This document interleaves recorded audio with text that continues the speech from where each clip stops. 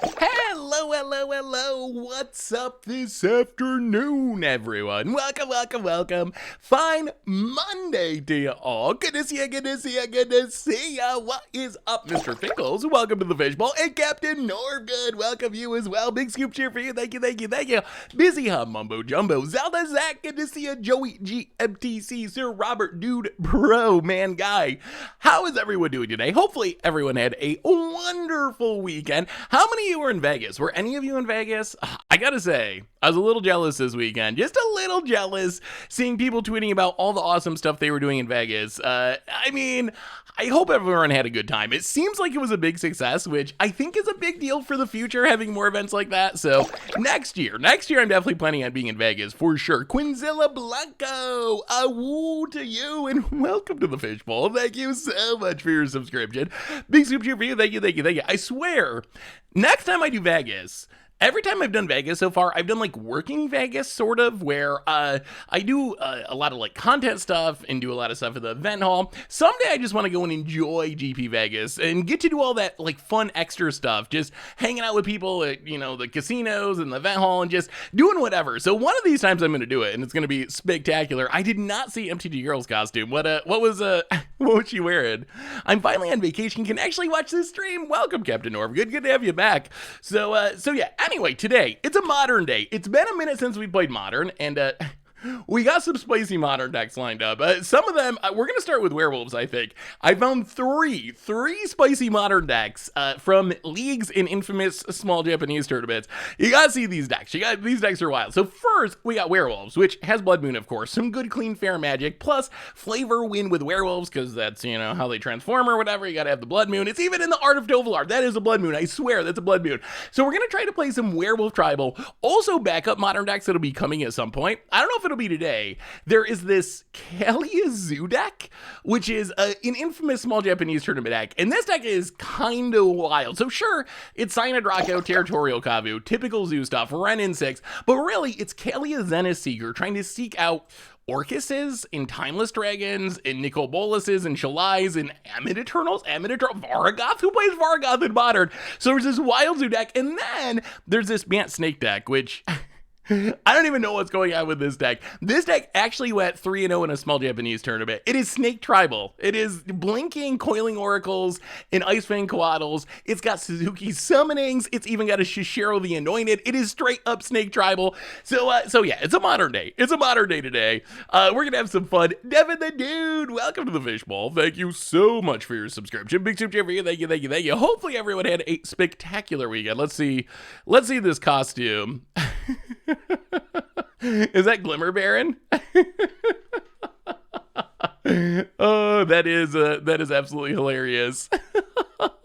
Oh, you should play new Innistrad mountains. They literally have Blood Moon. Oh boy, but we have to have the snow mountains for no apparent reason. They're essential to our werewolves. We got snow wolves. Anyway, that costume was great. Anyway, let's do our reminders. Talk about this deck. Start playing Magic, then we can talk about whatever y'all want to talk about. I got a big question for you that I'm hoping you will answer. So, but first, reminders. Replay YouTube. That's where you find all the old streams, including this one in the future. Normal YouTube. Tons of stuff going up on there. We just played some burn on budget Magic. Lots of people saying, where's Rem Carlos? The answer is it's a rare, and rares are really tough on Magic Arena. So it wasn't there because it's a rare. It's in the non-budget build. But yeah, that's coming up for budget Magic. We are dollhousing for Against the Odds on Wednesday. There's a lot of sweet stuff coming up on the YouTube. A reminder that our sponsor, hey, what's up, Lauren Ellie? Good to have you. Welcome. A reminder that our sponsor today is Card Kingdom. And if you need some magical cards, you can get them over at cardkingdom.com. They got Innistrad Crimson Vow. They got counter spells and adversaries and curses and flooding robes. Whatever you need, they got it. You can even get a free goldfish sticker. Let them know you want one. They'll hook you up for free. So thank you to Card Kingdom for supporting the show. Otherwise, merch page, tokens, t-shirts, playmats, good way to support the stream and the channel and the site. Donations always appreciated, never required. $2 or more gets your message read on stream. So before we play this deck, and we're playing Werewolves, we're starting with Werewolves, I promise. I gotta ask you, so today's podcast day, we just recorded the podcast. It goes up after the stream. So this Secret Lair drop with Arcane stuff, Richard and Krim had some interesting opinions about it. I have not seen Arcane. I have not watched the Arcane show. I assume that some of you have. First, should I watch Arcane? Like, I don't play League of Legends. Would I enjoy it even though I don't watch League of Legends? Secondly, if you are an Arcane fan, do you find this secret lair drop exciting or disappointing? That is a question. That's one of the big topics on the podcast is whether, I don't know, because I don't know the show, so I feel like I can't really weigh in on it. Apparently Richard and Krim both love the show, and I should probably watch the show. They said I would like it even if I didn't play League of Legends. It's just like a good show in absolute sense. But they had some interesting takes about the secret lair drop that I'm curious. Yeah, the watch party thing is still gonna happen. We're gonna do it over the holiday season. We're gonna do a watch party of some kind. So apparently, is it Netflix or Hulu? It's streaming somewhere. But and then the other question is, I've heard multiple people, Krim, Tomer, saying, "Oh my goodness, I watch Arcane. It's so good. It made me want to play League of Legends again. I'm gonna fire up my old League of Legends account. I'm gonna play some more League of Legends." Could the Magic show do that for Magic? Is it possible? Because we know they're working on a Magic Netflix show. Is it possible that Wizards could make a show so awesome that it actually make players want to play their game? Wouldn't that be sweet? Like, wouldn't that be so cool? I don't know if Magic has it in them. Like, honestly, I don't know if Wizards has the ability to make a home run show that everyone loves. But apparently, like, it's working for League of Legends. So Tomer said he hadn't played in years, and because of Arcane, it's like getting him hyped up to like reload his account. So maybe. Oh, it'd be so sweet if that happened. But anyway. We can talk about that as we go along. We are awooing in Modern this week. I've been waiting like an hour to do that. I've been holding that one in. We are playing Modern Werewolves. The idea of this deck, if you hadn't figured it out, is to play Werewolves and attack with Werewolves. It is a tribal deck. Are Werewolves a new merfolk is the real question. We got a bunch of lords. We got Mirror of Averbrook.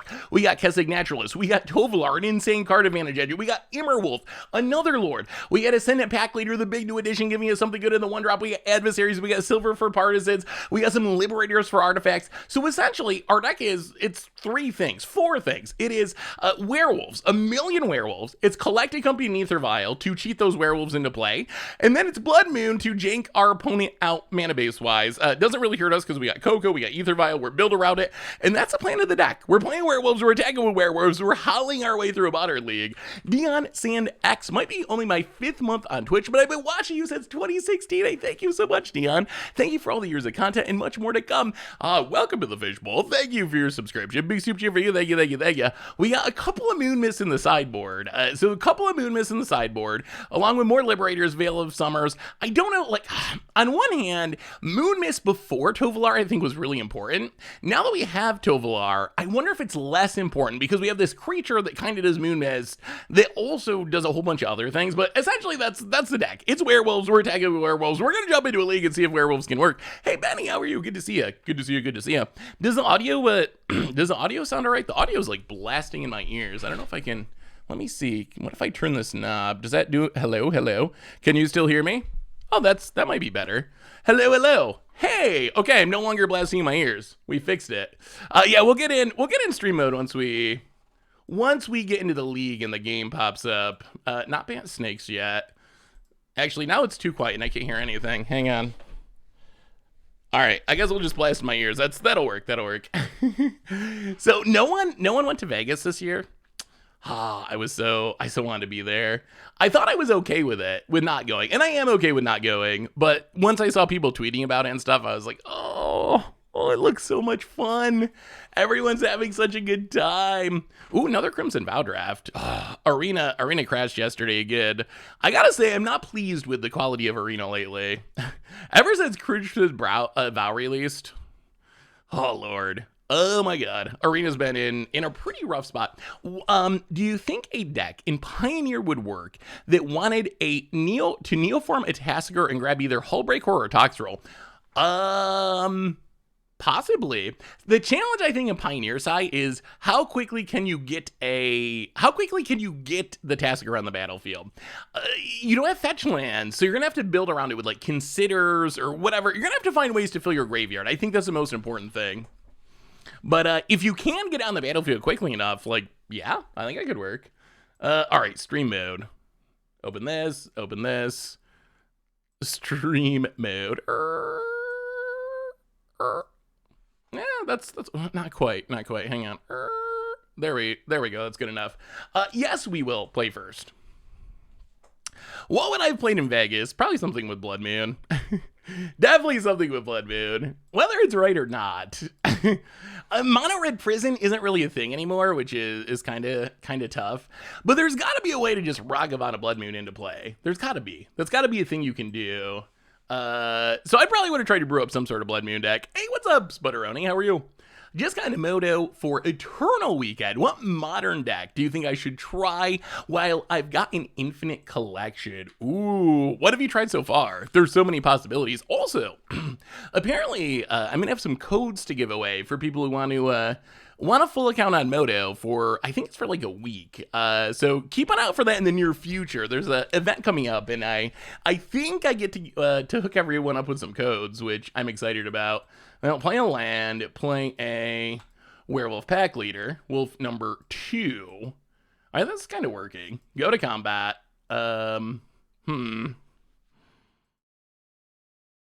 Is there a way we get blown out? If this is burn, they don't have free animal attack. I don't think they have free burn spells. About it. Watching from work in Honeyoy. Well, hello, fellow upstate New Yorker. What's up, Raging Goblin? Hopefully work is going well. Oh, man. Watching from work has to be the best. I was shocked. When I moved the stream to the afternoon, one of the things I worried about is that everyone was going to be at work, and I was afraid that people wouldn't be able to watch. Then I realized, apparently everyone just watches Twitch at work. Oh, no. Searing Blaze. All right, that's a good one. That's a good one. Opponent hits us. Down to 15. Oh, well, okay. We are going to kill ourselves a smidge. Tovalar. Get and draw a card. Can we race the burn? Day is here. Awoooo. Hit ya. 15. Tovalar card. All right. Down to 13. Working from home. Oh, yeah. I guess working from home it gets a lot easier. I guess I get to watch Twitch it.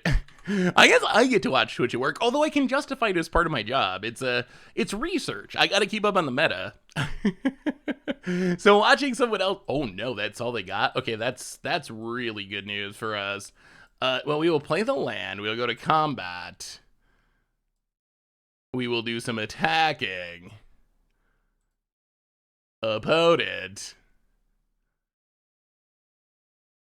blocks. Are there shenanigans? Huh. Should we be do you think we should Coco here? Should we wait? Is Primal Adversary more of a 3-mana 3/4, or do you think you will actually animate a land? I mean, we're gonna animate a land this game, I think. So I think the animate a land will come up on occasion. I don't think it'll be like super consistent, but I think it'll come up sometimes. All right. Yeah, I guess we'll wait, see what our opponent does. There's some argument to... Oh, okay. If our opponent's going to cast stuff, then we're going to have to try to hit a lord. Okay. Any of our lords. Anyone. That's all we want. Any lord for the blowout. All right. Casting Naturalist is any... Wait, no, it's not. Oh, werewolves. Oh, werewolves. All right. Betrayed by the werewolves. Oh, no. It's daytime. It's daytime. Oh, it's only a lord when it flips. I mean, we still got our opponent to go down a land, which is good. We still have this adversary, which is good. So we're still okay, but... Oh, that was like the worst lord to hit. Opponent getting frisky. Top card, silver for partisan. Well, we will block your Goblin Guide. We will kill your Goblin Guide. We will... Okay, Rift Bolt suspended. Sure. Okay, now it's a lord. Now it's finally a lord. Yeah, Coco Wolves is a sweet idea. Whenever it becomes a target of instant sorcery, so this will keep our opponent from burning our stuff. And we get it 1, 2, 3, 4, 5... Yeah, I think we just hit our opponent. Make a mana. Play partisan. This works. Play pack leader. Spend too much mana for some reason. Pass the turn. Flips back around, but that's okay. Now our opponent can't burn our stuff. Hey, Seth, what do you think about a Gruul ramp deck for standard that utilizes making a giant magma pummeler with Vorinclex and then using fight spells that double as removal? Let me read magma pummeler again. I don't actually remember exactly what the shenanigans are. Wow, okay, opponent is going to burn our creature still. Sure, we're fine with that. Magma Pummeler enters with X+1/+1 counter on it. If damage will be dealt to it, white has a counter on it. Prevent that damage, remove that many counters. When one or more counters are removed from it, deals that much damage to any target. That sounds fun. That sounds like a funny, like, against odds style deck. So double the counters with Vorinclex and then fight it to throw a bunch of damage at the opponent's face. That sounds sweet. An opponent cannot beat the wolves. Oh! Oh, did you see? I don't know why they didn't do coverage of this. So it was MTG Vegas this weekend. For some reason, they did not do any coverage. There was no coverage. The coverage was people like like tweeting pictures of deck lists. It's like something from the pre-internet days, from like the late 90s or something. So yeah, it was interesting. We don't really have anything. Well, Moon Mist, I guess, is okay. Moon Mist does say, oh, prevent all combat damage. Huh. Do we have just nothing? Are we bringing, like, Endurance? Blood Moon is medium to bad. I mean, Endurance, we can flash it in, I guess. That's something. Yeah, we don't really have any burned sideboard cards, like, at all. I guess we're just trying to go aggro.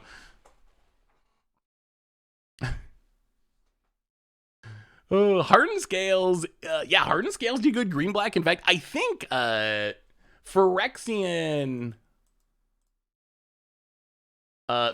Crusader actually seems kind of insane in Modern at the moment. Phyrexian Crusader, protection from red and white is like protection from Ragavad, protection from Solitudes and Furies, protection from Teferi, protection from Prismatic Ending, protection from Lightning Bolt. It's like protection from everything that anyone plays. All right, there's a Goblin Guide. Well, yeah, I was hoping that it prevented damage to our werewolves, like a lightning bolt hitting our werewolves, but it doesn't actually do that. All right, well, Cavern. Awoooo. On Werewolf. And Aether Vial. I wish we had some life gain. We might need life gain in the sideboard. About it. Is this Innistrad block constructed but in Modern? Sort of. We got old Innistrad cards, but it's like Innistrad blocks constructed. Rorik's Venture. I don't think we have any Modern Horizons cards. That would be a feat. That is against odds in Modern right now. Against the odds, win with no Horizons cards. Could actually be an against odds episode, I think. Take up the vial. Kind of getting beaten down. Hey, welcome to the Fishbowl Rorik's Venture. Thank you for your subscription. Big super cheer for you. Just got Arena, and I'm loving Blood Token Vampires, but I was supposed to watch Werewolves for a bit now. Ooh, well, thank you, Rorik's. Yeah, Blood Token Vampires are a sweet deck. They are sweet. Well, Cavern of Souls on Werewolf. Play. Vial is cute with Werewolves, too. It's another way you can, like, pass and flip your stuff, which is sweet. Well, play this Naturalist. I feel like we're pretty far behind here, though. Riftbolt's ticking down. Vial with Adversary is also sweet. Tick a Vial, tick up a Vial to 3. Put the Adversary into play, and then you have all your mana to pay to animate lands. Opponent going face, no fear. Another Goblin Guide. Oh no. Oh no. Oh, we need life gain. Where's our life gain? Clearly, Ragavan should have been honorary werewolf. Yeah, Ragavan should have been a changeling, I think. It needed to be all creature types. And then maybe it could see some play. And it would still be the stupid monkey. And the stupid merfolk and the stupid everything. Tovalar on top. Boy, so much damage. Yeah, I don't know if we can get out from under this, actually. Our opponents they got all the 1-drops this game. And they are on the play. Well, block the Goblin guy, drop to 7, pretty low life total. Took up the Vial to 2. How do we not die? Oh, all right, Kessig Naturalist. Yeah. Play a 2/2, play the land, pass the turn. Who killed Catilda love-wise? I don't know if I know the full Catilda story. Did someone kill Catilda with love? About it. Go you dagging. Top card is something. Oh no, and oh god. All right. Well, that hand is yikes. We don't have any bird sideboard cards. That's going to be an issue. At least we're on the play for game number 3. But yeah, that's scary. Huh. Moonmist. Transform all humans. Prevent all combat damage without this turn other than by wolves and werewolves. I mean, I guess I can fog an attack? It doesn't seem that good, though. What do we do about this?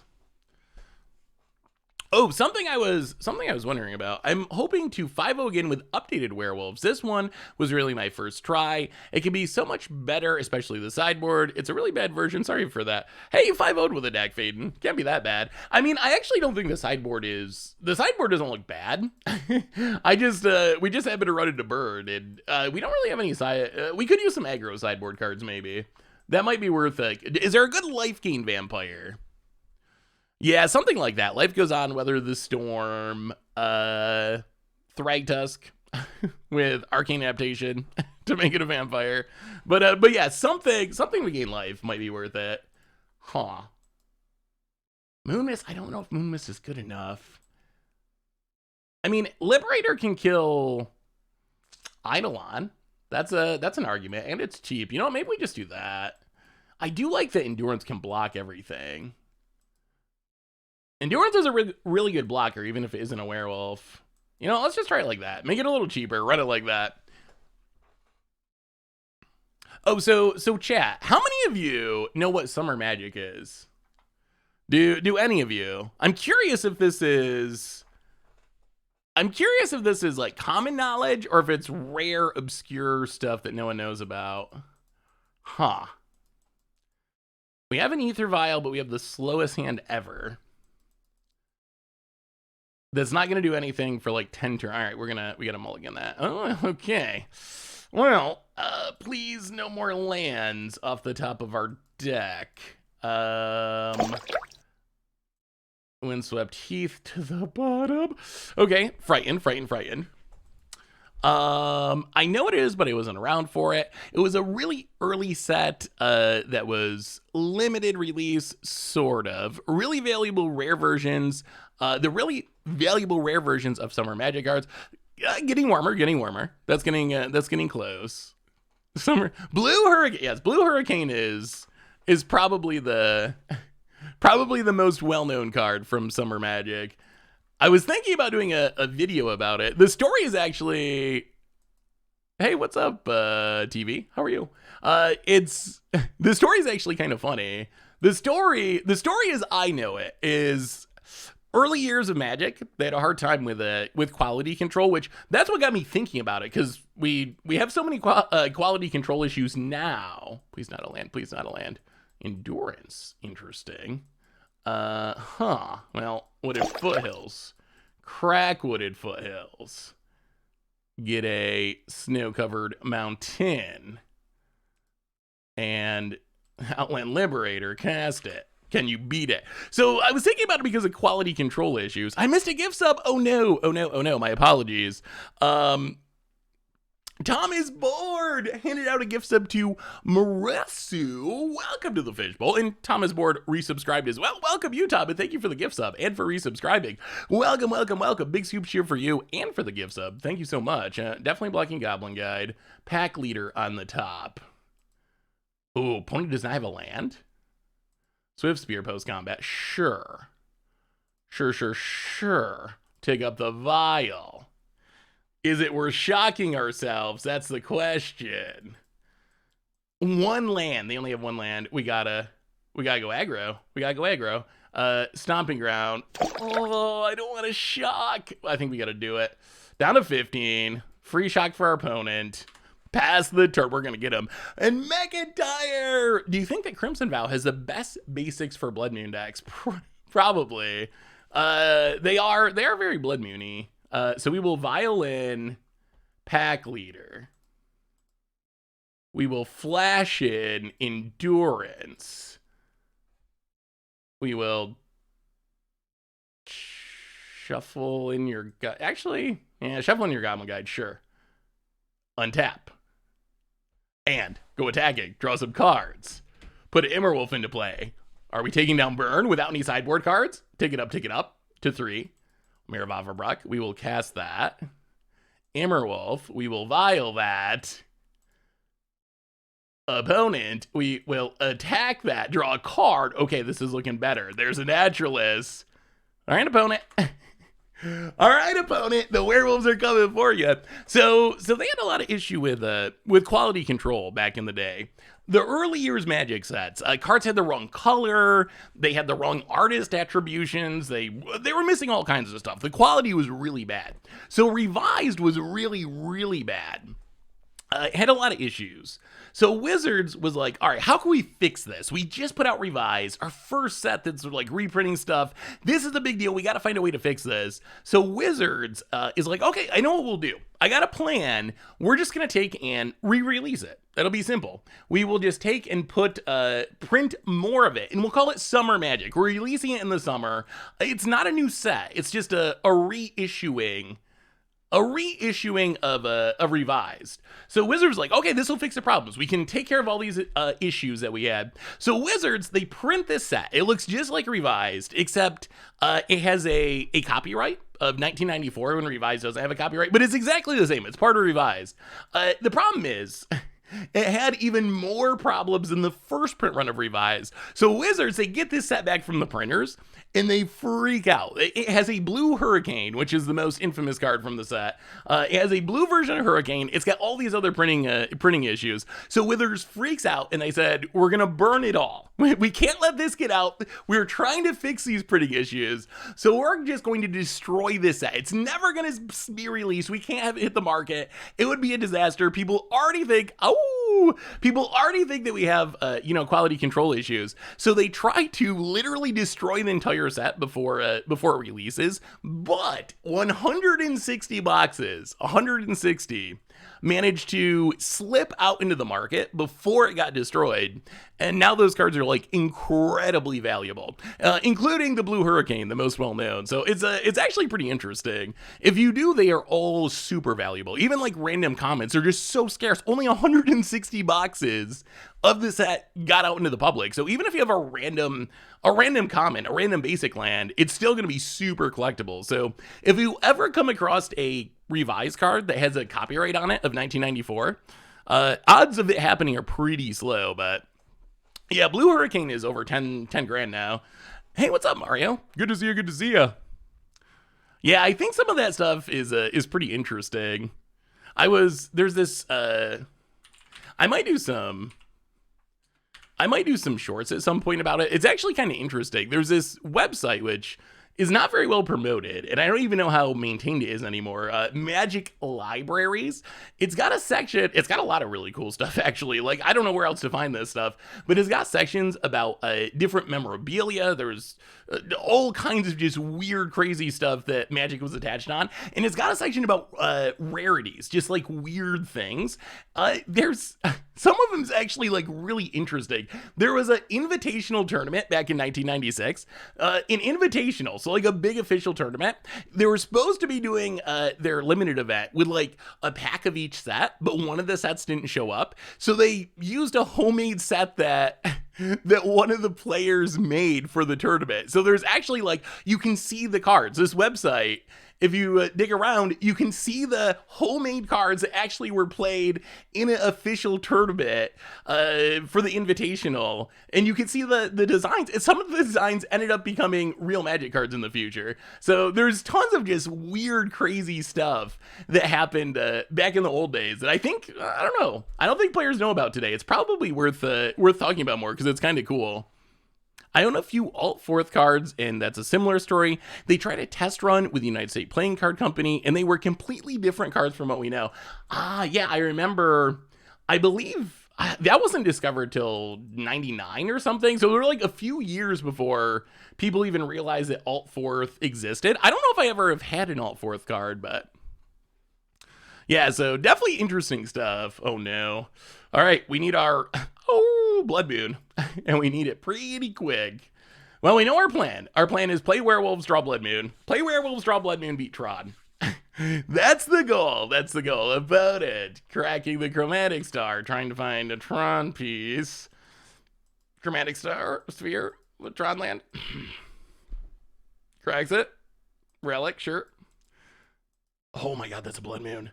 That's a blood. Okay, so we have to play Naturalist. This is our hope. This is our chance. Wow, we're actually gonna get super.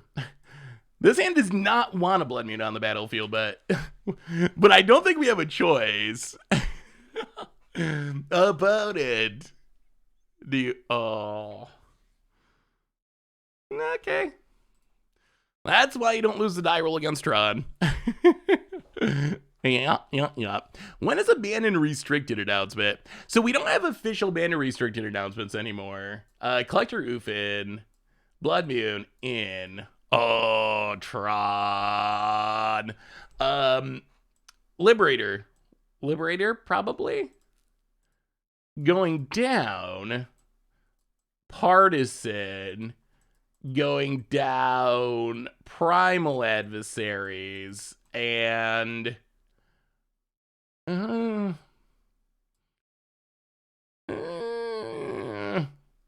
one Mare? Actually, Mare's probably good. What do we cut here? We gotta cut one more of something. Is Ancient Grudge worth it? I mean, Ancient Grudge is fine. It's not a bad card against Strahd. The problem is, I don't know if we can cut anything for it. I don't think it's good enough that it makes me want to cut a threat to play it, especially with 4 Liberators. If we're playing against Affinity or something, I think it definitely would be in, but hey, what's up, Upsnap? Yeah, I love Tron. I'm known for my undying love of the Tron archetype.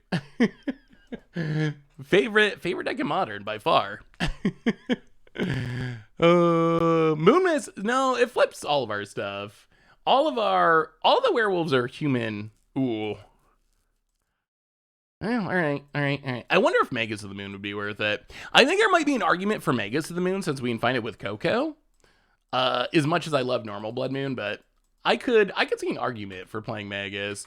Well, Collector Oof can slow our opponent down if they're on the artifact cantrip plan. That's our hope. Oh no. If our opponent just has natural Tron, then we're in some serious trouble. Naturalist.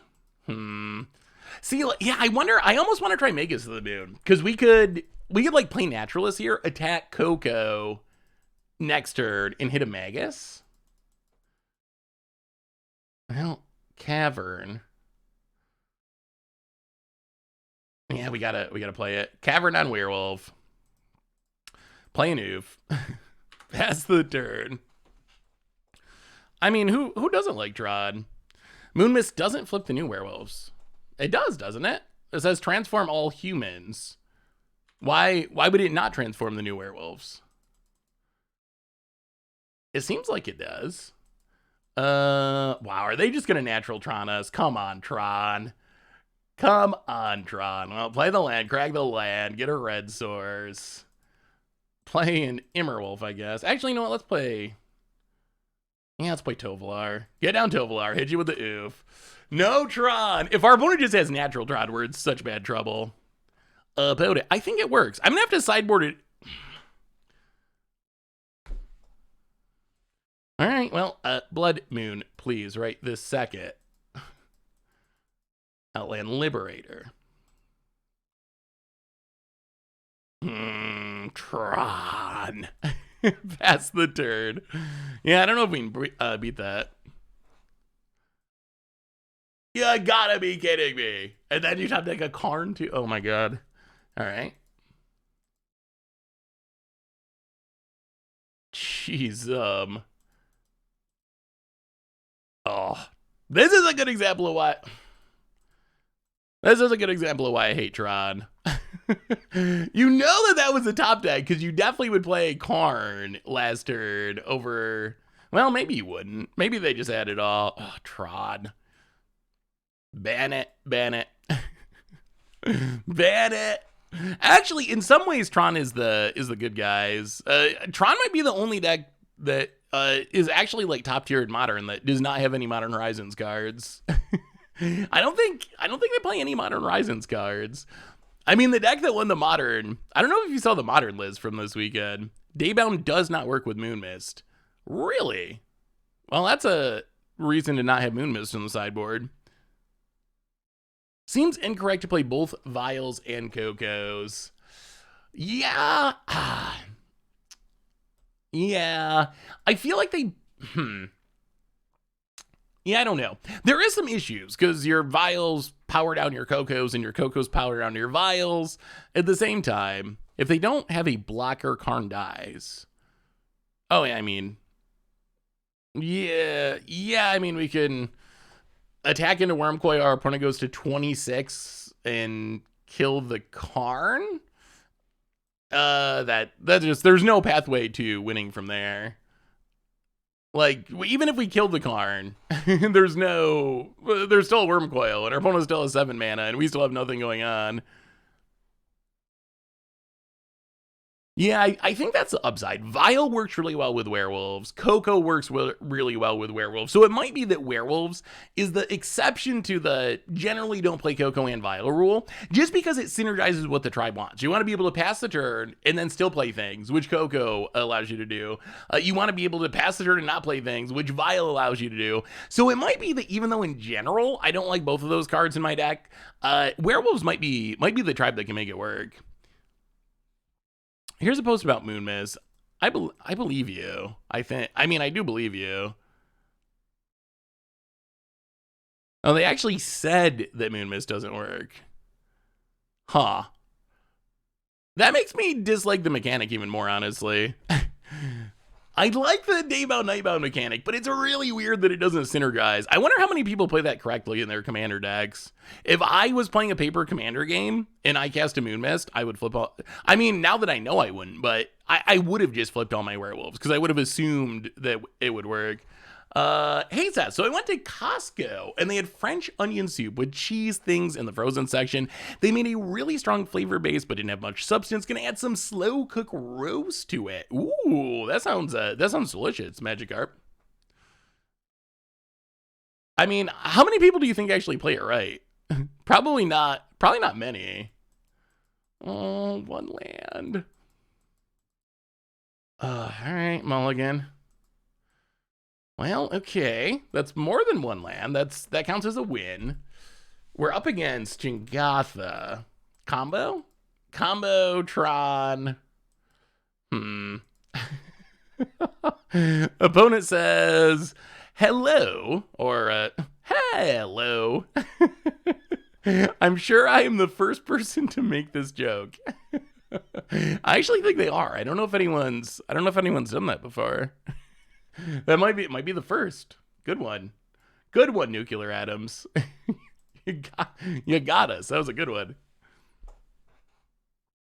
About it. Well, one Blood Moon to the bottom. We only need one. Well, we'll see. Hopefully Blood Moon's good. If Blood Moon is good, this hand could work. We got Tovolar. We got Liberator. 6 cards is not the end of the world.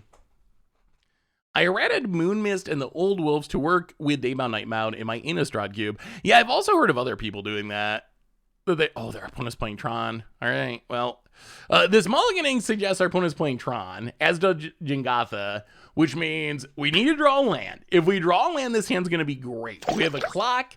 We have a Blood Moon. That should be able to beat Tron, hopefully. Kaboom! news. Hello. Welcome back to the Fishbowl. Thank you so much for your subscription. Big super cheer for you. Thank you. Oh, also, apparently, Mark Rosewater said, apparently we're getting a sneak peek at the new Unset next week. I also think we're going to get a sneak peek at Kamigawa sometime this year, they said. So even though we don't have spoilers for the near future, we're going to get some sneak peeks. Do you buy unsets? I always wondered about that. How many of you actually... it is Tron. How many of you actually buy unsets? Land. Okay, Naturalist is similar. Close enough to land for our purposes. Do you buy unsets? Unsets I love. I never buy them, though. I love looking at the spoilers. I love looking at the jokes. But I never actually spend money on them because I don't know what I'm going to do with them. Like, what am I going to do? What am I going to do with a bunch of unset cards? I don't know. I mean, a fun cube is a cool idea. Well, okay. We will attack you. We will hit you. We will make a mana. Wow, they found the Tron land too. Opponent. Bad news. Actually, good news. Oh! That's a Awoooo for the Blood Moon against Tron. All right. All right, opponent. How do you like us now, Mountain.deck? Opponent's playing Burn over there. Mono red Burn. And scoops it up.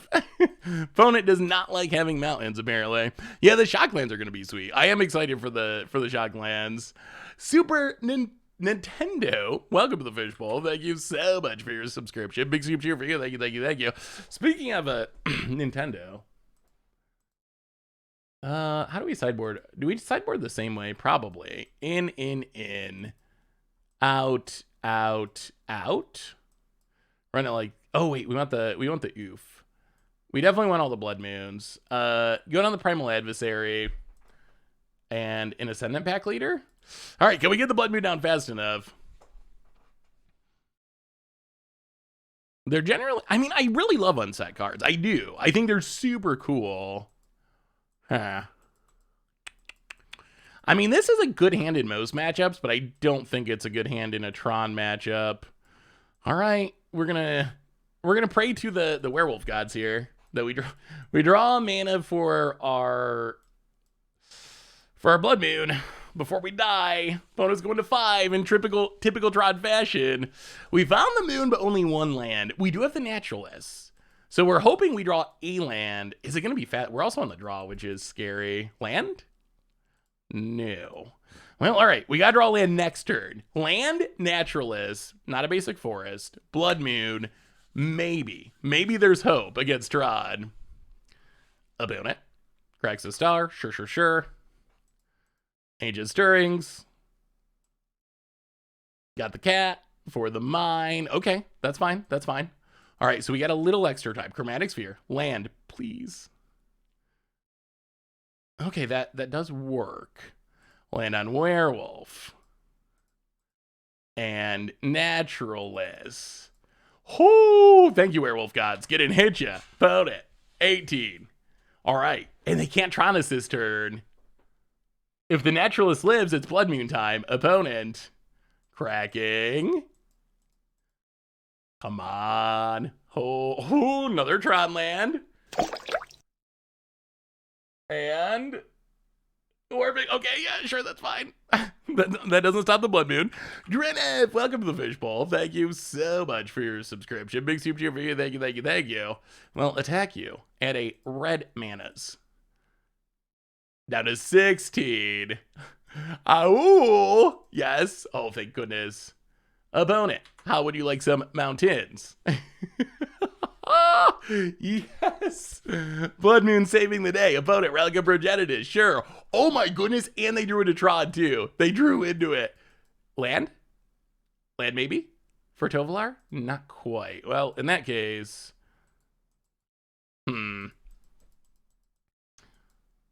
Well, play Mare. Go attacking. Lords for days. Hit you for 3. Well, eventually they're going to draw out of this, so we would still like to close out this game quickly-ish.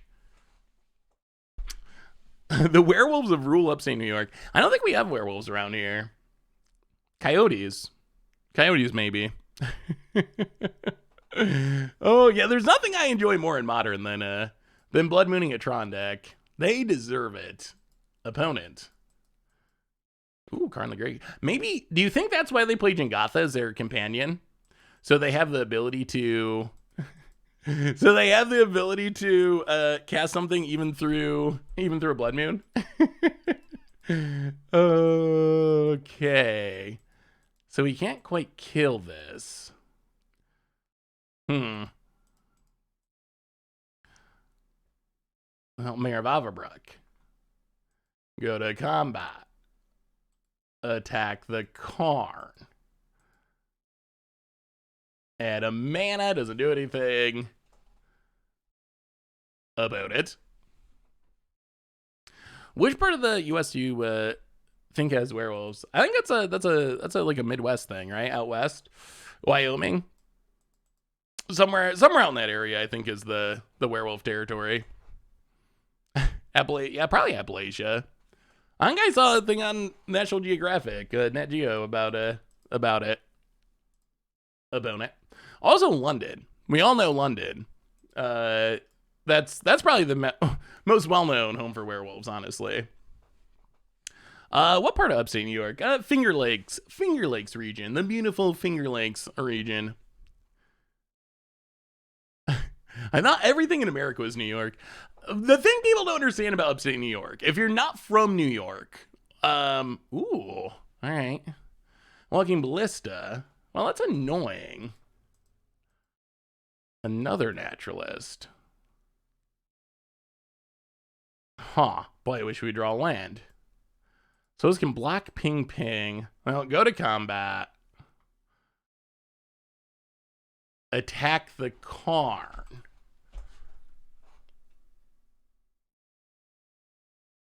Attack the Karn, attack the Karn, attack the Karn.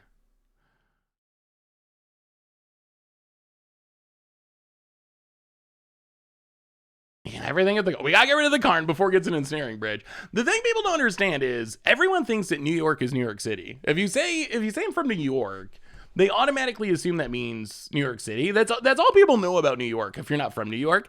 And upstate New York is not anywhere near New York City. It's like so incredibly different. I guess we play the Tovolar. Pass the turn. Opponent untaps with the Ballista.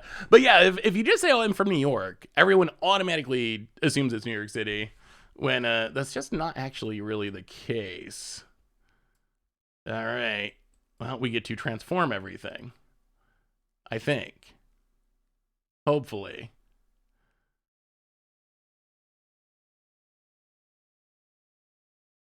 Hey, see, that works. So wait, why can Tovolar transform them, but other ones can't?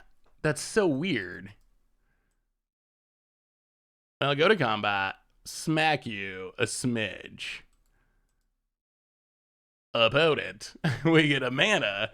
Yeah, why can Tovolar transform, but the other ones cannot transform? Moon Mist cannot transform. Isn't that kind of strange? Opponent blocks. And blocks.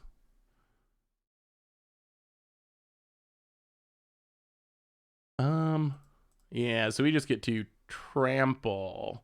I mean, I think this is game, right? Just trample Tovolar. Well, we managed to beat Tron with only 2 lands. Opponent dies. Oh, all right. That was a good one. Isn't it odd that Tovolar flips?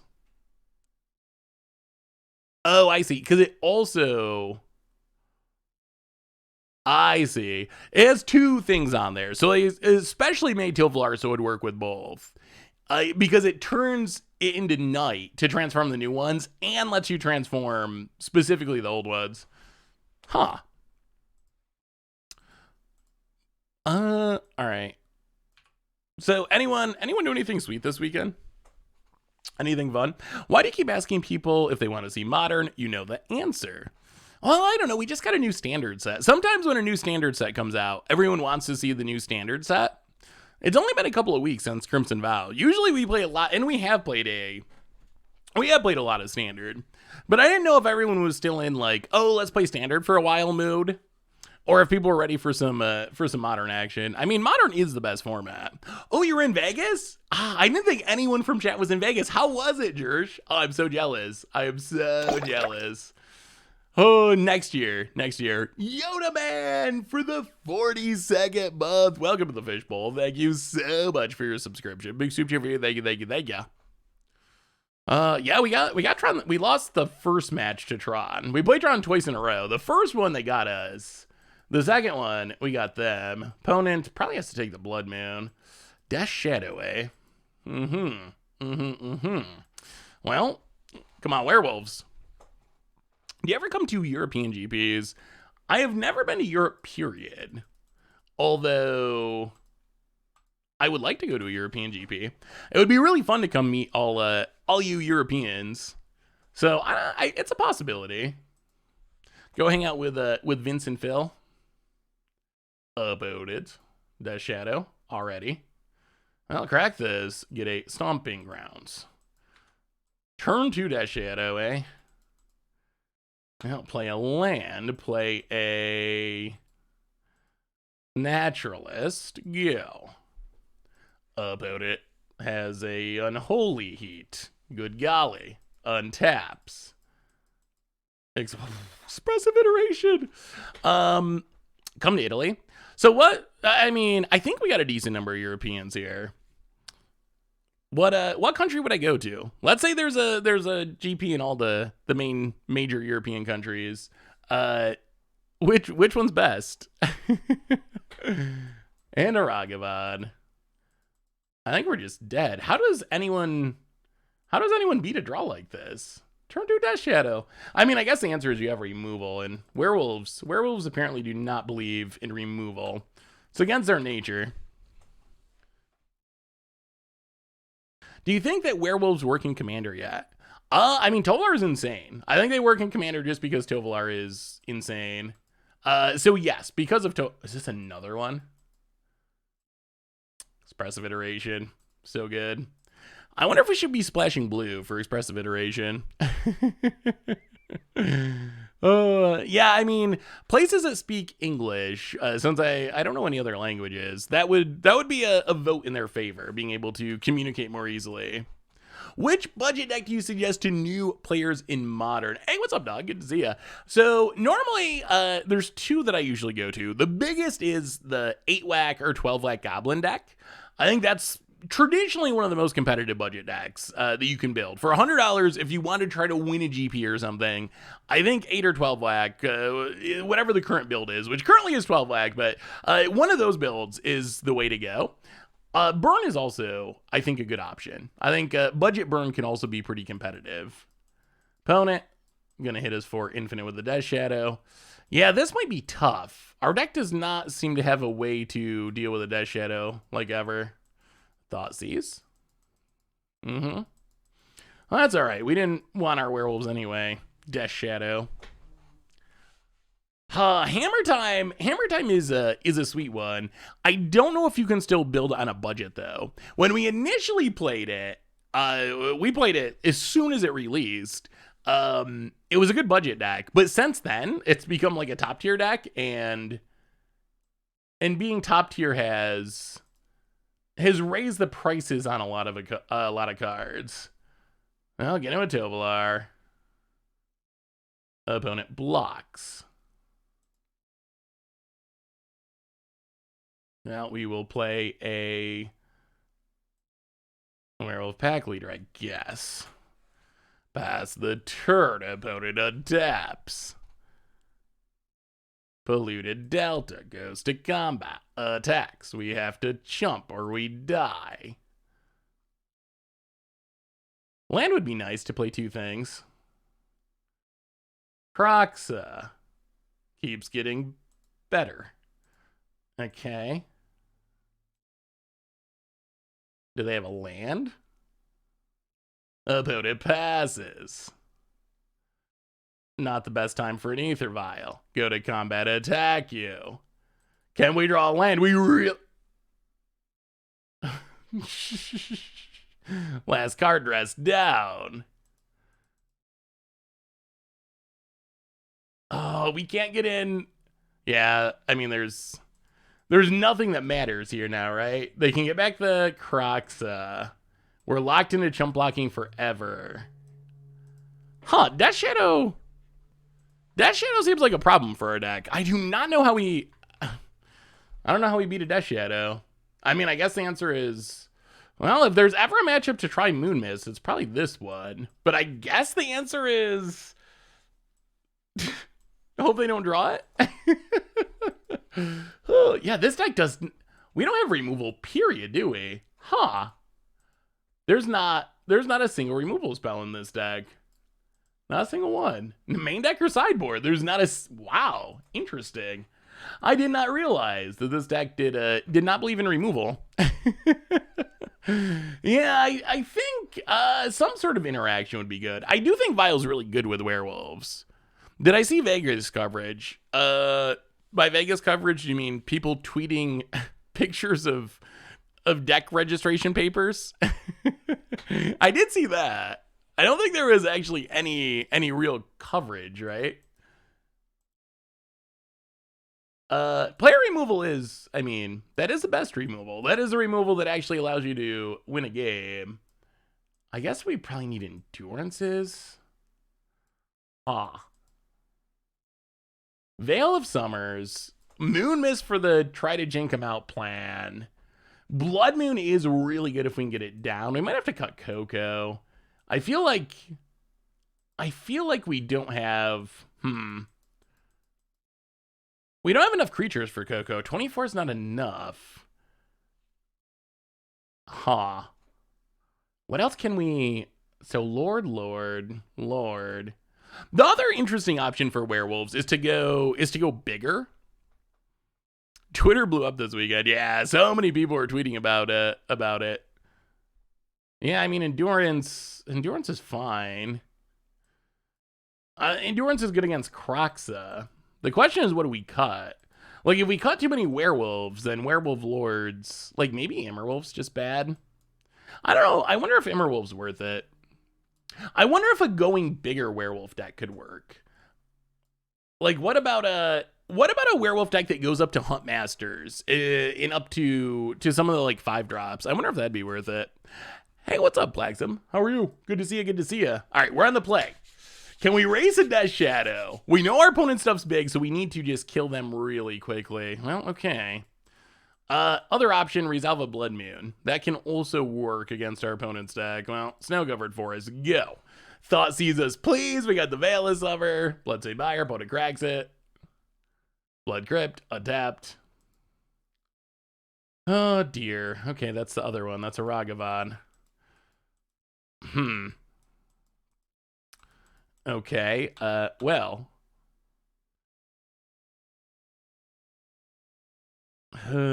What did Fails go?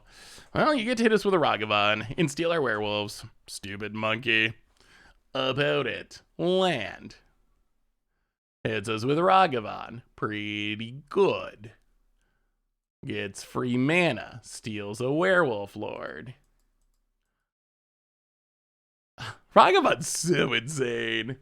I mean, if you looked at...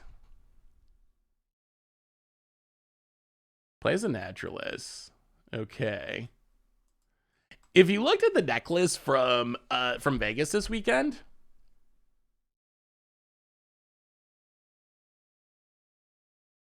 I mean, our opponent could have a counter here. I really need to resolve this Blood Moon. That is our entire game plan, is resolving Blood Moon. Oh, I don't know how to play this. I really don't know how to play this. Oh yeah, Ragavan. But if you look at the deck list from this weekend, it really... the format's diverse. It's very diverse, but it's also very dominated by Modern Horizons 2 in the last couple of years. So it's diverse, but it's diverse in a like Modern Horizons 2 block sort of way. Like the winning deck, Ragavan, Dragon Rage Channeler, Turok, Doothy Voidwalker, Unholy Heat, lands, and then like some Thought Seizes and stuff. But it was really like almost everything was Modern Horizons 2. Ambushing does offer some potential. Like, would they really have left in counter spells against our... I guess we have Coco. This is such a tough turn. So we can play Mare, leave up Veil of Summer to protect from Thoughtseize.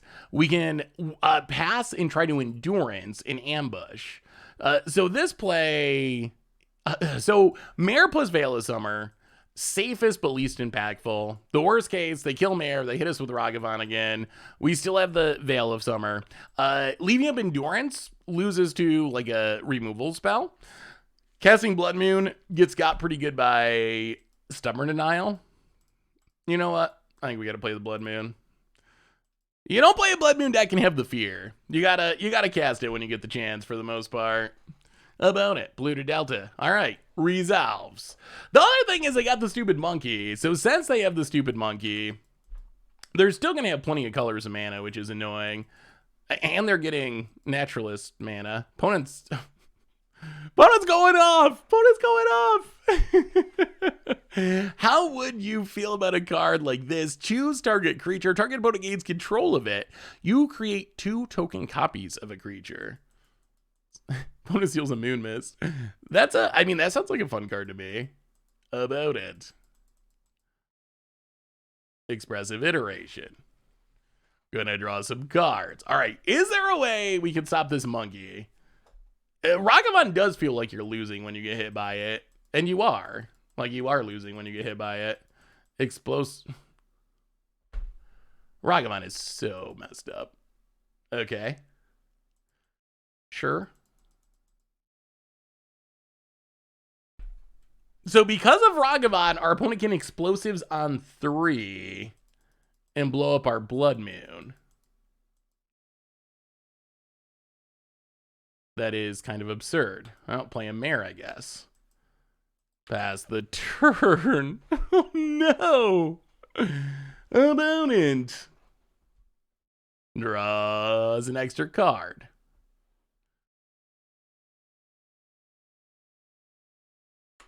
Kills the Mare. Makes 2 extra mana. Yeah. The no removal plan it's seeming a little risky.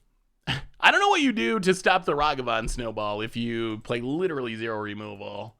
Like, this is a stupid monkey game. We are just straight up losing to the stupid monkey. It's drawing our deck. It gave our opponent 3 colors of mana through a Blood Moon to cast. They have a single functional basic land. Oh, stupid monkey. Stupid monkey. Hey, what's up, Jim? Welcome, Raiders. We are losing to stupid monkeys. How are things? Welcome. Gunner Snipe for the 15th month. Welcome to the Fishbowl. Thank you so much for your subscription, opponent. Yeah, Ragavan's just absurd. It is absurd. About it passes. Tovolar, what do we even cast it? Yeah, it's just...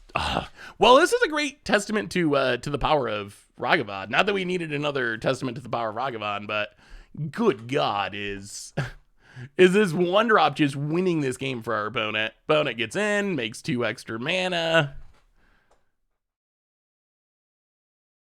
Opponent. Caught Violet or Coco and replaced with Bro. Probably Coco in Modern This Fast. Yeah, maybe. Opponent plays a land, cracks the land. Yeah, we're super dead. What are we gonna do? Cast a random 3-drop? Well, that was a Ragavan game. We got to see the power of Ragavan. So when I was a teenager, Adult Swim would be on as I skeep. Your YouTube videos replace the entire syndicated TV network. Don't know if that's a good thing for you or if you view it as a bad thing because your content puts me to sleep. I'll take it. If I can help you go to sleep, I think that's a win. The good old Adult Swim days. It's been a while since I've watched Adult Swim all the time. Well, now we'll see. We have the Coco and the Ether Vial. We're gonna keep this hand. The Vial's not looking very good in it, but 4 lands. I mean, it gets us to the Coco. Huh? Oh, it's our opponent's turn? Okay. Opponent. Post-combat main phase kind of player. Okay, Tron take 3. When did Tron become the most played deck in Modern? I have a dumb question for you, Bills fan. Not after yesterday. No, actually, yesterday put the world back to where it should be. Everything is right in the world. The Bills are once again the Bills. So yeah, I actually am a Bills fan, but yesterday's performance was pretty brutal. How about a Blood Moon? How about a Blood Moon off the top? Wow, three Trons in this league. Interesting. Okay, well, play the land. We can start thinning the deck. I think we're gonna get through this league fast enough that I think what we're gonna do is we can update the deck and try to do a second league. Oh, Urborg. So this must be Eldrazi Tron. Although unfortunately, they're still gonna have Tron, and that's still bad. Well, take a snow-covered forest. Blood Moon, Blood Moon. We really need a Blood Moon. Yeah, I mean, even the Bills beat the Jets. The Bills are pretty disappointing this year, or the last few weeks at least. I don't know. Maybe I should just be happy because by Bills standards, they're way better than usual. But boy, they should not be losing to Jacksonville, and they got smacked by the Colts this week. Not even close. Hey, Seth. Probably better known as Saffron Olive. I'm considering starting my own MTG streaming channel. Any tips or recommendations? Ooh. So, I'll take up the vial, draw even more lands. Huh. I'll hit you with the pack leader. Well, now we're doing a little flooding. Just a smidge. I don't even think we play this Primal Adversary. I think we're going to need to kick it to have any shot. We want to take up Vial to 3, and then we can double kick it. Tower. The bad news is Tron is a-coming, and our opponent is going to have infinite mana about it. Okay, Chalice on 1. That doesn't do anything in the deck. So as far as streaming, I always recommend, if you can, try to keep a schedule. I think that keeping a schedule, obviously, like, stuff happens. Sometimes you gotta miss a stream. But I think rather than just streaming scattershot, that is like something I would do. Okay. That sequencing though. that I swear I probably did that exact thing. Not with Tron because I don't play Tron. Oh my goodness, another land. Not with Tron because I don't play Tron, but opponent just ran out the Chalice and then immediately followed it up with an Expedition map that got countered. I'll get in and hit ya. Pass the turn. Keep trying to thin the deck. King O Sharks, welcome to the Fishbowl. Thank you so much for your subscription. Big super for you. Thank you. So definitely, hey, thank you, Winter Milan. So set a schedule, be yourself, and have realistic expectations. It's hard to get a lot of people watching your stream. It takes a lot of luck. So just keep that in mind. If you start streaming, there's a decent chance that you're going to be watched by a very small number of people for probably a long time. So I think it's important to keep your expectations realistic about it. I probably should have vialed in this adversary, actually. Actually, it's fine. Because we're just going to kill this Karn anyway. Matter Reshaper, okay. I mean, the good news is we have gotten all the lands out of our deck, so that means we should be hitting gas off this Coco because we just don't have We don't have lands in our deck. We drew them all. The Raging Goblin. Welcome to the Fishbowl. Thank you so much for your subscription. Big soup cheer for you. Thank you, thank you, thank you. Well, all right, Coco. Spin it to win it against Tron Take 3. Coco, grow the pack leader. We need some real cards. We need some real cards. Wow, so many subs. The hype trades are running. Mark Twain and Bennis. Welcome to the Fishbowl. Thank you so much for your subscription. Big soup cheer for you. Thank you, thank you, thank you. Well, I mean, we are against Eldrazi Tron. So we don't need to worry as much about... Ooh, we get to flip too. Oh, that's kind of insane. All right, so we get to Tovolar, Liberator. Yes. Any order. Untap. Flip them. Vial stays on 3. We are against Eldrazi Tron. Eldrazi Tron does not have at least nearly as many I win cards.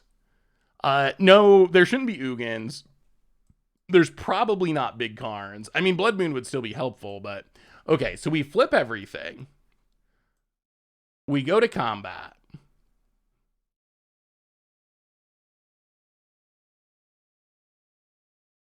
We attack Karn.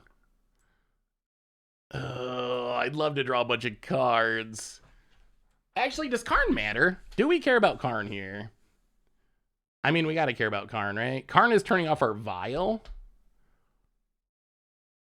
Or we could just attack our opponent and draw cards. We probably got to leave the Chalice since it's hurting our opponent more than us. The question is, do we kill Karn to turn on Vial to make Primal Adversary sweet?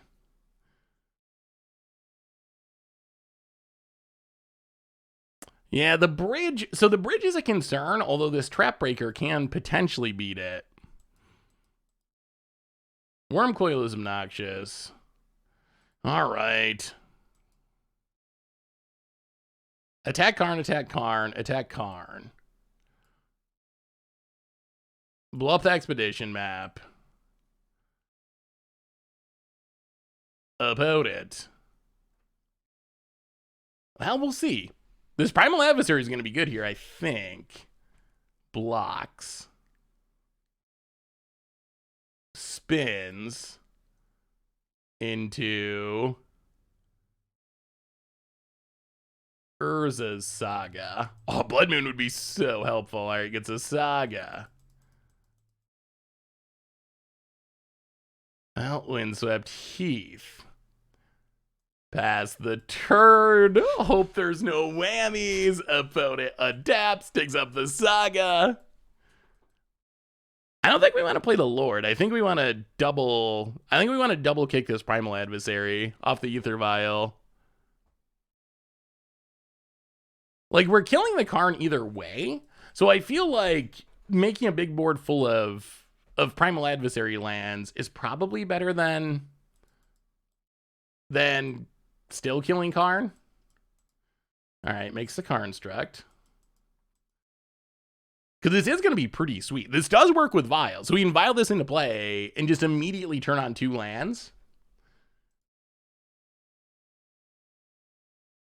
Opponent. Thought not Sia. Well, we got to do it now, I guess. Vial. Primal Adversary.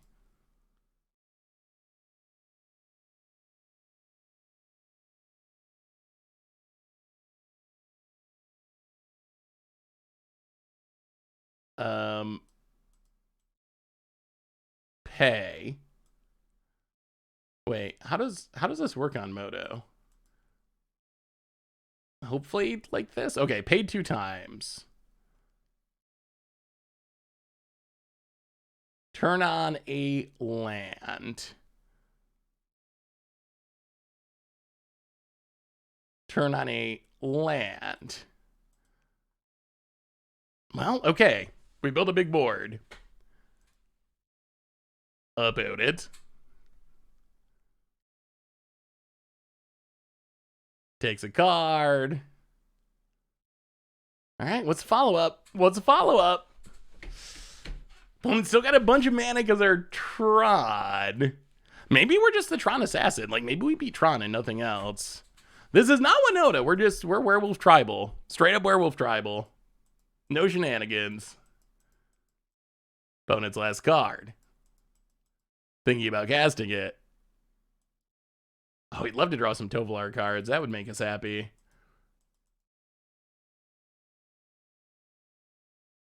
Okay, ticking up Blast Zone. Sure. That is fine. Opponent passes. Well, we're going to attack. We're going to attack for a bunch. Hopefully we stop drawing lands. Vial staying on 3. Oh my goodness. So many. 1, 2, 3, 4, 5, 6, 7, 8, 9, 10, 11. All right, that is a high number of lands. We will play Stomping Grounds untapped. Go to combat.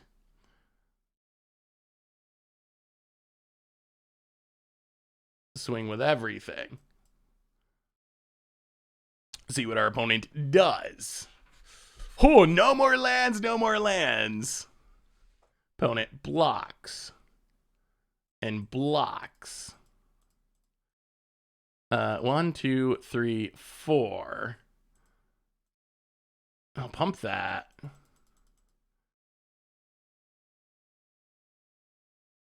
Kill the Thought Knot. Draw a bunch of cards. Hit you a bunch. Wow, opponent goes to 1. Pack Leader.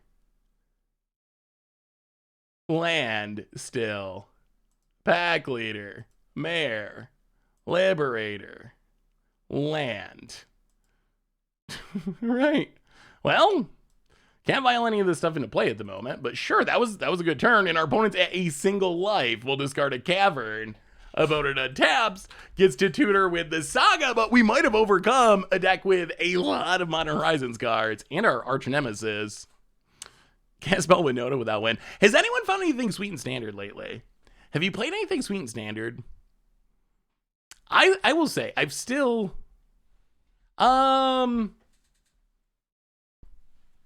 What? Wait, was it? Was it Miss Lethal? If we pump something else, this already has trample. So we plus this. This could have hit for 2. And instead we hit for 1. Yeah, maybe it would have been exactly lethal, actually. I wasn't actually considering that. I wasn't actually considering that we might be able to kill our opponent. Whoa! Whoa, whoa, whoa, whoa. Okay. That's a heck of a draw for our opponent.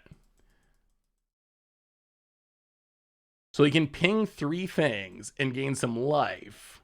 Pings, pings. These are wolves. Oh, so we don't win this turn? Oh my god. If we wanted to lose this, then that was definitely a punt. Opponent. Well, Vial staying on 3. We've drawn so many lands. Oh, Primal Adversary is good, though. Well... Outland Liberator.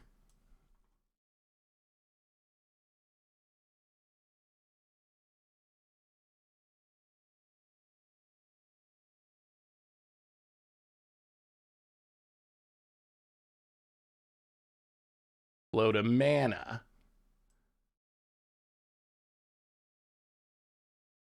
I think this works. So flow to mana. Primal Adversary is going to win us this game. This is a Primal Adversary win. So we float the mana. We vial an Adversary. Yes, please. Adversary's been super impressive with Ether Vial. We get to pay once. Turn on the Stomping Ground. It has haste. And that is Xaxis, or that is lethal. Go to combat. Well, we got there. We got there. Smack you. Oh. Well, apparently we're not bad at beating Tron.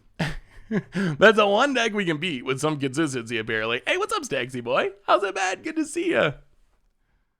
Played a deck with Scoot Swarm and Dalhouse Retreat. Had like 19 Scoot Swarm Beetles by turn 7. Yeah, that is a really neat synergy. The Scoot Swarm synergy with Dalhouse is pretty cool. Dalhouse is a cool card. Voice of the Blessed for life gain is insane. Yeah, I've been working on that as well. There might be some Soul Sisters coming up at some point. Maybe. Yeah, Standard. I've been liking Standard still. Like, yeah, we did miss lethal that turn. I just didn't think that we had lethal. So that's on me. I didn't even consider that maybe we had lethal, but apparently this deck can pour on some damage. I've still been enjoying Standard. Epiphany still annoys me quite a bit. God, that's the one matchup I don't enjoy is the Epiphany matchups. But yeah, I mean, there might be an argument to playing more adversaries. Adversary Vile, like, actually seems kind of legit. Like, viling this in and getting to make 2 wolves it's actually a lot of power. All right, so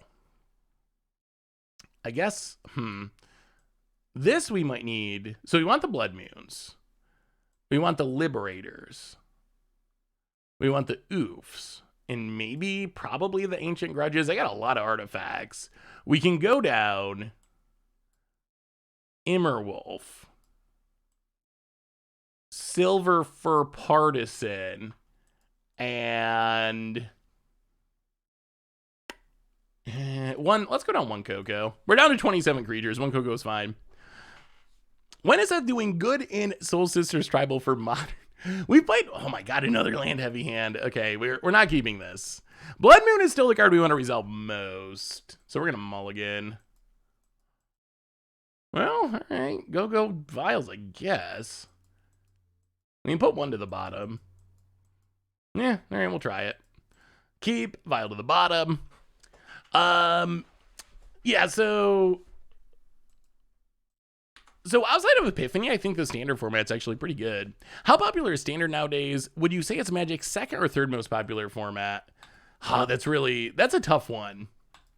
I would say, well, there's a Blood Moon. Can we get it down? That's the question. Eldrazi Temple's a lot of mana. Hopefully there's only 1. Or is a Saga, right? Little temporary land. Okay. Oh, this Blood Moon would be so good. I miss Simian Spirit Guide, the good monkey. Chalice on 1, sure. About it passes. Take up the Vial. Oh no, draw another Vial. All right, well, play a Naturalist to try to get Blood Moon mana. No Thought Not Seers. No Thought Not Seers. No Thought Not Seers. None of that. Just take your mountains and enjoy it, opponent. We're trying to help our opponent. They have so many colorless lands. They're going to have a hard time casting their red spells. About it. Tower. Well, is there a Thought Not Seer? That's the big question. Oh, there's not. There's not. Okay. Life is suddenly wonderful. We don't even care. Okay. Vial taking up. Sure. Oh, this is so good. This is probably game. This is probably game. That's probably a treasure chest. About it. We got some mountains for you, buddy. Oh, that was such a good top deck. I actually think there's an argument to playing Magus of the Moon. We talked about it in the first match, actually. Because of Coco, I think there's an argument to play Magus of the Moon over normal Moon. Huh. Or we just draw the land, too. I'm playing the land on Werewolf.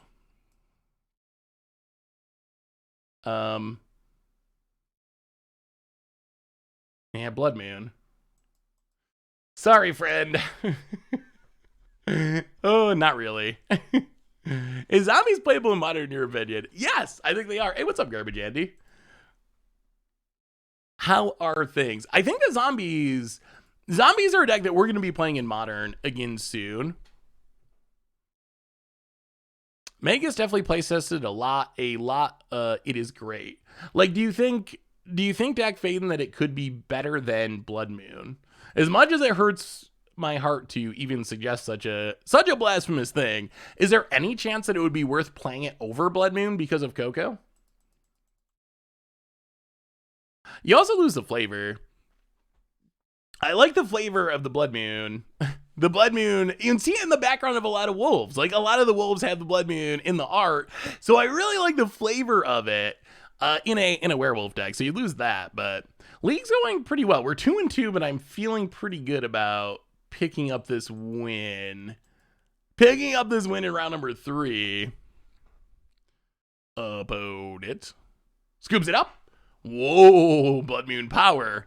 Blood Moon power. Not playing Vile with the floated mana. Yeah, they had a chalice on one. After laughing at our opponent casting something into their chalice on one, I remembered that there was a chalice on one, and avoided falling victim to the same fate. Well, the kids eat for League number 1. The kids get a little snack.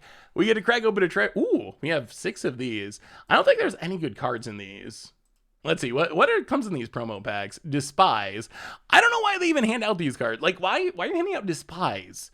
This was relevant in, like, New Phyrexia Standard or something, but it's been, like, a decade since this is relevant. Like, update your promo packs, Wizards. With something that, okay, Forest from Jumpstart, we'll take it. Sure. That's fine. That's acceptable. Chittering Rats. I do love me some Chittering Rats.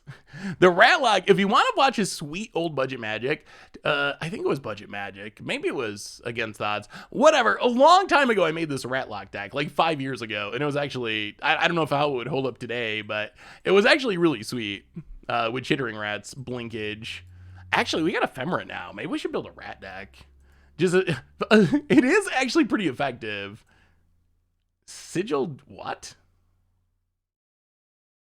What is this card? Sigiled Contender. Is this a card? Is this an arena exclusive that they accidentally put on Moto? Where this would be good for Phil's buff deck. That is a buff contender. Is that actually in the set of M21 though? Like, you drafted it? Ooh, Phyrexian Dreadnought. All right, well, Dreadnought's sweet. Well, let's open our one treasure chest. Treasure chest 1 of 1 we get. Ooh, Seasoned Pyromancer. Seasoned Pyromancer, that's gotta have value. That's gotta have value. All right, let's see. Oh, I think that's a win. I think we got a win. Seasoned Pyromancer.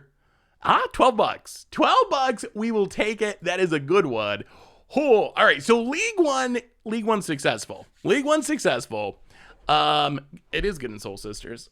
Actually, not even good in Soul Sisters. So how do we update this deck? What do we mention throughout the league? First off, do we think Magus of the Moon is better than Blood Moon? Give me your votes, chat. Magus of the Moon or Blood Moon? What is correct in this deck? Also, are we going to cut one of Collected Company or Vile, or are we just going with both of them?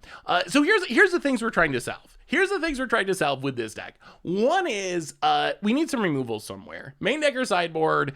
The games we lost, we just got snowballed by Ragavans and Death Shadows. So we would like something that can at least pretend to be a removal spell. So that's number one. Number two, changing the sideboard a little bit, hopefully to have something against Burn, which we did beat Burn, but it would be nice to have some other options in the sideboard. Number three, do we want Blood Moon or Magus of the Moon? Number four, which kind of ties into number three, are we still playing Coco and Aether Vial? Are we going to trade those? So here's the thing. We could cut Coco, play removal, and that would also free us up to play some more expensive werewolves like Huntmaster if we wanted to. We could cut Aether Vial, play removal, but then we definitely are going to want to skew towards keeping all of our cheap creatures because we need to make sure that we hit enough with our Collected Companies. So those are the questions. I think if we're going to add Magus, then we're incentivized to keep Coco. If we had Magus over Blood Moon, we cut the Blood Moons for Magus, we keep the Cocos. The other thing about cutting Vile that makes me very worried is then we just have nothing on one. I guess we could add Bolt or something, but still, that one drop slot looking a little bit sparse. Yeah, Brutal Cathar does seem sweet. Hardwood Blood Moon, though. Gittin, welcome to the Fishbowl. Thank you so much for your subscription. Big soup cheer for you. Thank you. So it seems like everyone wants to keep Vile. Everyone wants to keep Vile and get rid of Coco. All right, I'm down with trying that. I don't know if that's the right choice, but let's keep Vile. Let's get rid of Coco. And this does free us up to play sweet, more expensive werewolves. Not a ton of them, but we can add in some sweet... yeah, the one drop seems... The one drop... The one drop seems underpowered.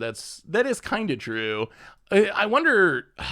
this makes me feel absolutely dirty to suggest, but I mean... Is it probably correct to play the stupid monkey? Like, as brutal as it feels to suggest that, like, maybe we should just be playing stupid monkey, even though it's off tribe. Ugh.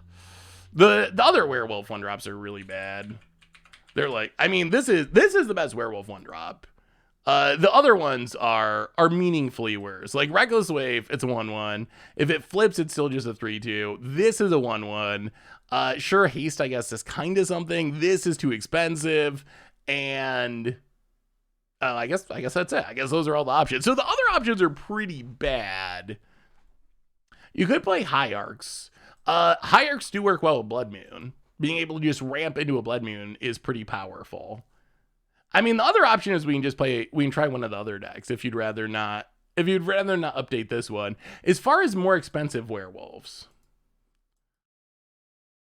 is there anything that's worth adding? Oh, that's why the filters were off. I thought there's Keswick Prowler. That's the other one, which is actually very similar. Like, this is a slightly upgraded Keswick Prowler in our deck because eventually it could grow with Coco. What about Stormseeker? Stormseeker is like legit in standard. Is there any chance that's good enough for modern? I guess Bolt gets it a bit. Howling Moon, Lightning Bolt. I think we do need Lightning Bolt. We need some sort of removal somewhere in the deck. So with the top end of the curve, Arland is interesting, even though it's not a wolf. I love me some Ill-Tempered Loner, but probably not good at modern. Huntmaster, we know, is a legit, like, that's a legit card.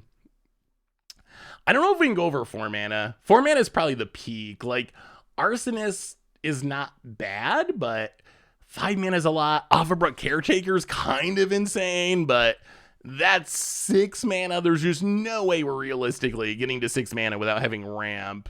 Flametongue Kavu. Wait, is there a werewolf Flametongue Kavu that I missed? Young Wolf would fill out the 1-drop slot. Huh. So we could just play Huntmasters. Yeah, 6 mana is just so much unless we're ramping, and we're not really ramping. Okay, so are we saying, okay, what are we doing with this? So we can get back into it? 2 mana Kavu. Yeah, it's not a werewolf though, right? I think we're pretty incentivized to keep as many werewolves as possible. I could see adding a couple, like... So I wasn't super impressed with this Silver Fur Partisan. Silver Fur Partisan seemed kind of meh. So I think we could cut that, or at least sideboard it. Primal Adversary, on the other hand, seemed impressive. I'm also not really super sold on Immerwolf. Like, maybe we do something like, trim this, add this. Like, Primal Adversary with Ether Vial was actually, like, kind of a legit synergy. So maybe we need Primal Adversaries. What about something like this? 2 more Primal Adversaries, because that card definitely, it felt like it overperformed. And then Lightning Bolts, I guess. Just play the bolts as our removal spell. At least it kills a Ragavan. How about something like that? You still think it's correct to play Magus? Really? And this also gives us some life gain potentially against Burn, which I like. I kind of want one more. Oh, this deck only has 20 lands? Whew. Okay. That does scare me a little bit. How did we flood out? This is a 20 land deck. How did we manage to flood out with a 20 land deck? How is that even possible? And then the Moon Mist, I just don't know what matchup we're ever going to Moon Mist in. So maybe, what about something like that? What about something, how's that look? So you still think that Swap pack leader for ignoble. We could. Do you think it's worth it? What do you give me your vote, chat? Ignoble Hierarch or Ascendant pack leader? Upside of pack leader, more power, and it's a wolf for things like, well, we have so many lords.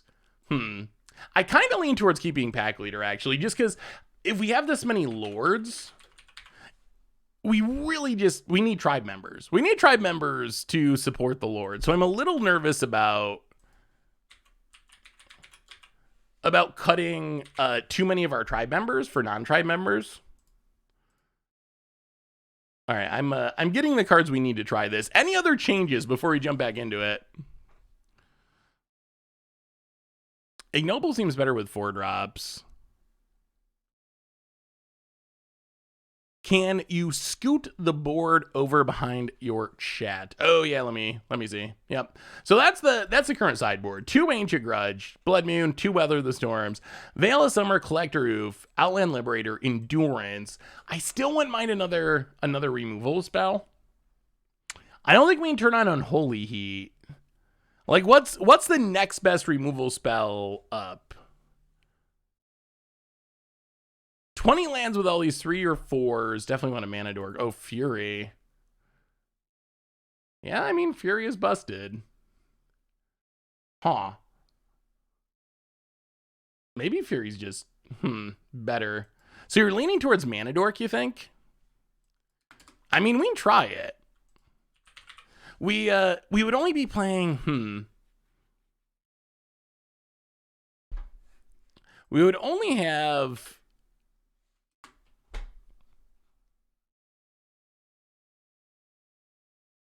We would only have a handful of them.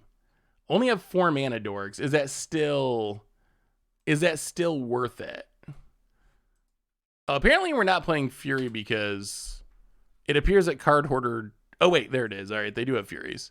I thought they were sold out. All right, so any more changes, then we're going to jump back into this league. Naya Werewolves with Eldritch Evolution and Yarion. What would Yarion do in a werewolf deck? Like, what is the upside?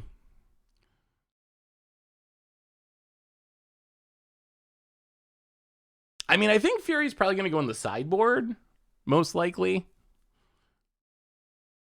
Really, you think Magus is better even without Coco? With Coco, I think Magus is better. Without Coco, Atarka's Command. I don't think anyone's brought up Atarka's Command. Huh. Yeah, I don't know. I'm not sure what... So it hate on life gain. That's something. But I'm not sure... I don't know if Atarka's Command does enough of what we need. Magus with Vial is something. Yeah, we're cutting Coco. We're going to try a non-Coco version. Both die to ending. That's true. But Magus dies to additional stuff, right? Do I have Maguses? I do. 3 of them. All right, give me your vote. Give me your vote. Up or down. Just type it in chat. Type it in chat. Magus or Blood, I guess. Moon or Moon? Type Moon in chat for Magus of the Moon and Moon in chat for Blood Moon. Magus. Blood Moon, Blood Moon, Blood Moon. Blood Moon, Blood Moon. 2/2 Magus Moon. Magus, Blood. It seems like people... Us is a little close, but I think it's mostly... Magus, Moon, Moon, Moon, Magus. I mean, I guess we could do a legit poll. How do I do a poll? There's got to be a way. Poll open. Wait. Oh my God, this is so complicated. Are there Oh, all right, let me see. How do we actually do a poll here?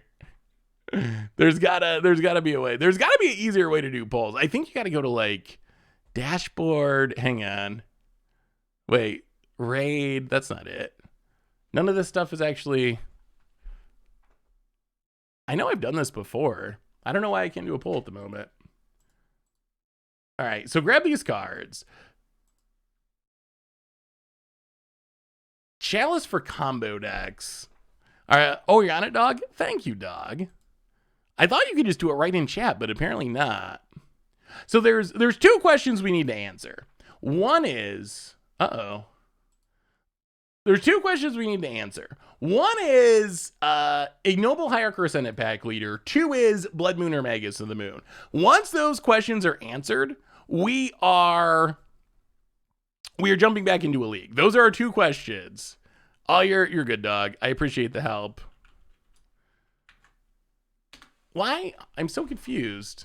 I know we've done polls on here before. I feel like they changed it. I blame Twitch. I blame Twitch for changing it. Blood Moon or Magus of the Moon?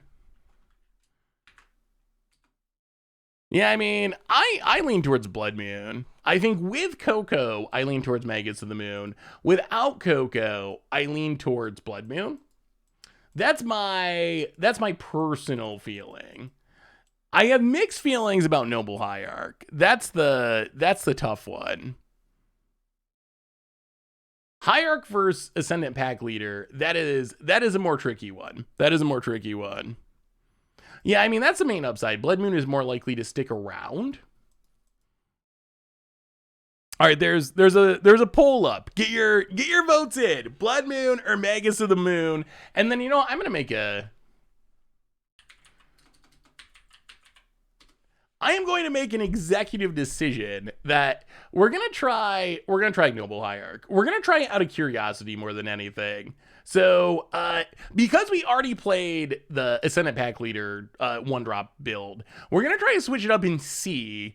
So the upside of Ignoble Hierarch, it gets us to our 3-mana plays, Tovolar and Blood Moon faster. It gets us to our Huntmaster faster. We're a 20 land deck, which is a little scary. A little more mana is not going to hurt. The trigger for Exalted is a bonus, so that's also nice. So there's a bunch of upside. The only real downside is, well, it doesn't trade with, well, there's two, I guess. It doesn't trade with Ragavan by itself, which Ascendant Pack Leader can. It's a better trading up on defense. And it's not a werewolf for Tovolar, but we still have 25 werewolves, so hopefully that'll be fine. Plus some of our stuff makes multiple wolves. I think we try it. We want Brutal Cathar too. Brutal Cathar is sweet. The only issue, and it looks like Blood Moon is going to crush this poll. The only issue is Blood Moon makes it tough to be 3 colors. 3-color Blood Moon decks. That's a little frightening. I mean, I could see Arlen. I think we're going to go with Huntmaster. I could see Arlen in this slot, but I kind of like Huntmaster's ability to gum up the board. So are we good to go? Are we going to give this a shot? I don't know if we need Dampening Sphere since we have Blood Moons. There's not a ton. Let's go for it. I think, thank you for voting in the poll. Blood Moon, clear winner, 82%. We might also have a Blood Moon bias because everyone knows I love it so much. Oh, the Cascade decks. I guess we hope we dodge. Yeah, we don't really have a great plan for that, do we? I mean, we're probably going to play Tron a million times anyway. Choke in the side. What are we choking out? Yeah, we don't have any Cascade hate. That is true. I don't even have any Void Mirrors. Oh, no. Oh, my God. All right, hang on. We'll snag a couple of Void Mirrors really quick, and just for the people who've been asking, we'll grab one of these. All right, and then we're playing. I promise, we're gonna play Magic. I'm sorry this rebuilding took so long. Nobody, welcome to the Fishbowl. Thank you so much for your subscription. Big scoop cheer for you. Thank you. I like that Void Mirror can hit on the Evoke Elementals. I think that's an upside. I think that's enough of an upside. Isn't enough of an upside. Yeah, all right, we're going to go with Voidmere. We're going to try it. I like that I can hit on the Voke Elementals. I think that's an upside. All right, so we can fix the sideboard while we're waiting for these couple of cards to come in. So we're going to Fury. We do have Furies. Maybe we don't Veil of Summer. We got Cavern, we got Vial. We can use that slot on Fury. So we want Furies. And then we go down an Ancient Grudge for an Outland Liberator. Let's try this. And then we'll see. I don't know if we're improving this deck or not. We're going to find out. And then for the people who love the Planeswalker, we have an Arlen incoming that we can add to the deck. So add an Arlen.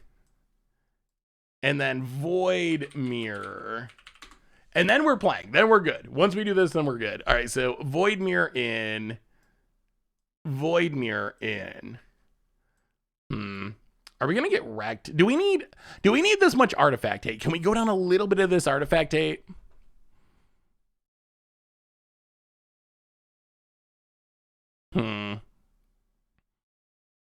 Magus is strictly better card in this kind of deck because you can vial it in and it gets exalted. But it dies. That's a downside. Like, those are upsides. If we were still playing Coco, then I would say that I think it's better. Without Coco, it does die to a lot more than Blood Moon does.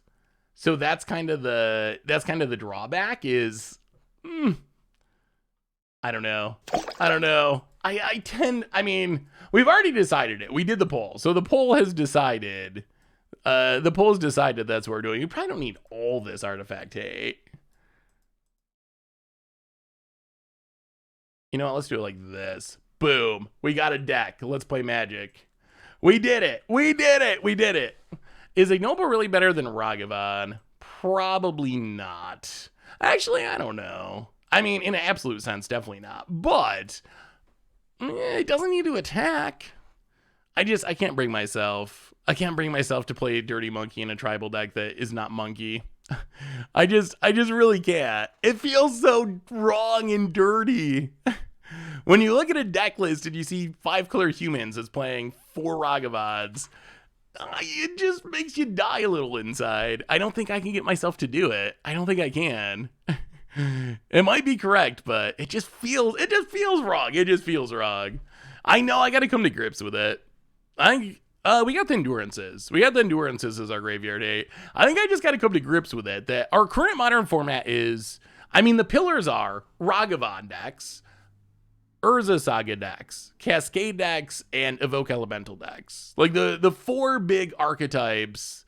The 4 big archetypes for Modern Horizons 2, that is the heart of the format. In Modern, it's in a good place. If you look at the decks that finished in the top 8 at Vegas, and Channel Fireball, if you're listening, you should post more of those deck lists, please. But if you look at the decks at top 8, it's very diverse. There's, I think, 6 different archetypes, 7 different archetypes. I think there were 2 Amulet decks.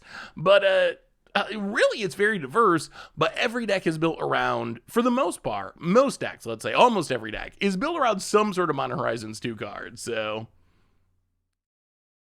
why not the Monkey? Because it feels wrong in a Werewolf tribal deck. Even if it is technically correct, it just feels wrong. I don't want to play my Werewolf Lord and stare down at the Monkey I have on the battlefield. I can't do it. I can't do it. I just can't bring myself to do it. I would rather lose. You know what? Actually, so I was listening to this podcast over the weekend. I don't know if any of you care about sports ball, specifically basketball. I don't know if any of you care about basketball, but it made me think of this conversation we're having. So I think it is relevant. So anyway, in basketball, if any of you know about basketball, one of the things that happens is when you get fouled, you shoot foul shots. You get 2 shots. No one can guard you. You're 15 feet away. All you got to do, there's no one blocking you, anything. All you got to do is just shoot the ball into the basket. It's as simple as can be. The problem is some basketball players are really bad at shooting foul shots. Shaq was a great example of this, where Shaq he couldn't shoot foul shots. If he could have shot foul shots, he would have been oh no, if they counter this, we're kind of screwed. If he could have shot foul shots, he would have been even more dominant. The first example was Wilt Chamberlain. Wilt Chamberlain shot 40% on foul shots. Was he just pitiful. Good foul shooter is like 70-80%. Alex Strawn, welcome to the Fishbowl. Thank you so much for your subscription. Big super opponent, come on now. Big super cheer for you. Thank you. Oh dear, prismatic ending of our life. We should not have kept this one lander. Punishment to the max. But anyway, they know it is scientific. Oh, and Brockcon, welcome to the Fishbowl for the 50th month. Big super cheer for you. But okay. Oh Jesus, no.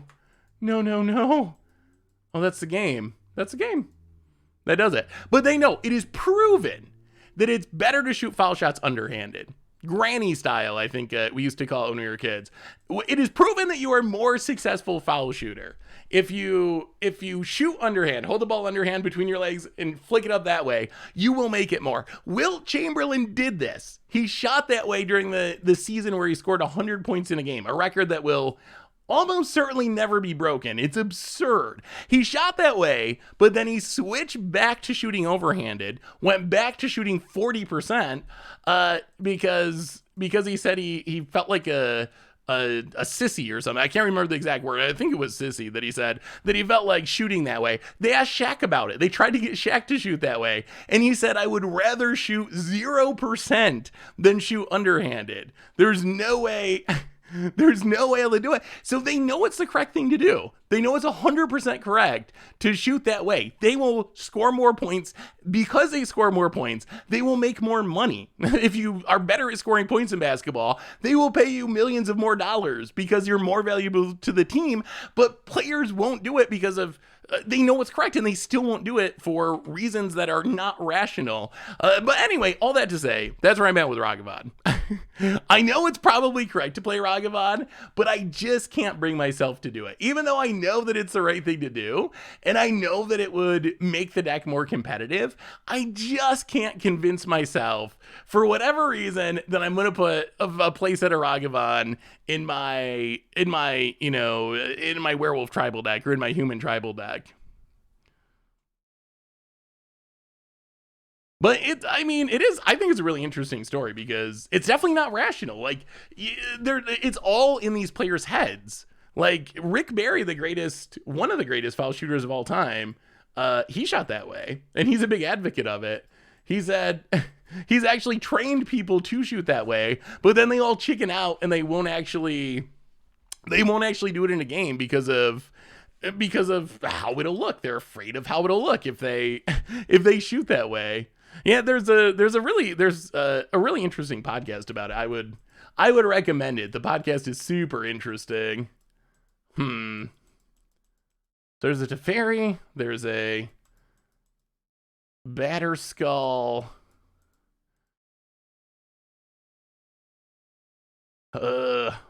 Outland Liberator. That's a good answer to Batterskull. Stomping Grounds untapped. Play a Werewolf Pack Leader. Blow up the Batterskull. But that's how I am with Ragavan. I know that it's correct to do from a wins and loss perspective, and I'm not against playing it in any deck. Like, if I'm trying to like turn 1 Blood Moon or something, or turn 2 Blood Moon, I'll play it. I'm not anti Ragavan, but it definitely feels wrong to me to play it in a tribal deck that does not care about monkeys. Oh, I'm sorry, I got caught up in this story. It might have went through there it is. Beer Onilea for this second month. And my apologies. I was caught up rambling on about stuff that really didn't matter and missed it. Big soup cheer for you. Welcome to the Fishbowl. Thank you. Opponent's going to get in with the Ragavan. See, opponent is not above being a dirty monkey player. Opponent will do it every time. Not only a dirty monkey player, but a dirty Teferi player, which I think just makes our opponent the dirtiest player around. Wow, we got so wrecked by those double prismatic endings on our vials. Like, that really hurt us. 1, 2, 3. I'll play a Blood Moon.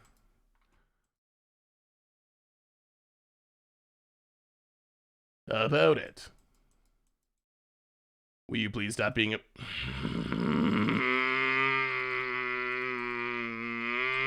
Playing a Tovalar. Your go, opponent. Boo! Boo, boo, boo, boo. Opponent adapts.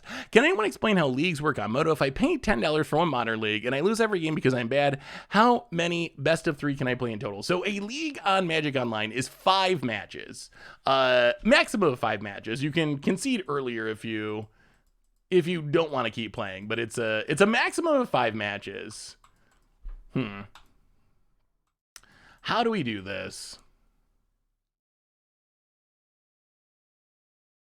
Now let's play Primal Adversary.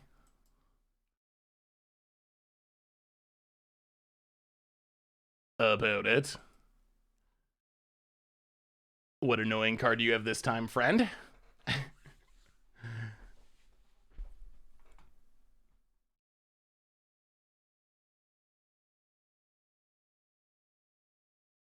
About it.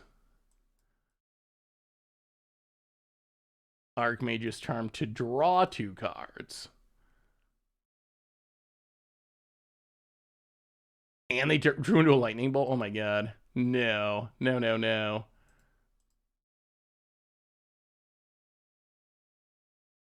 Well, turn on a land.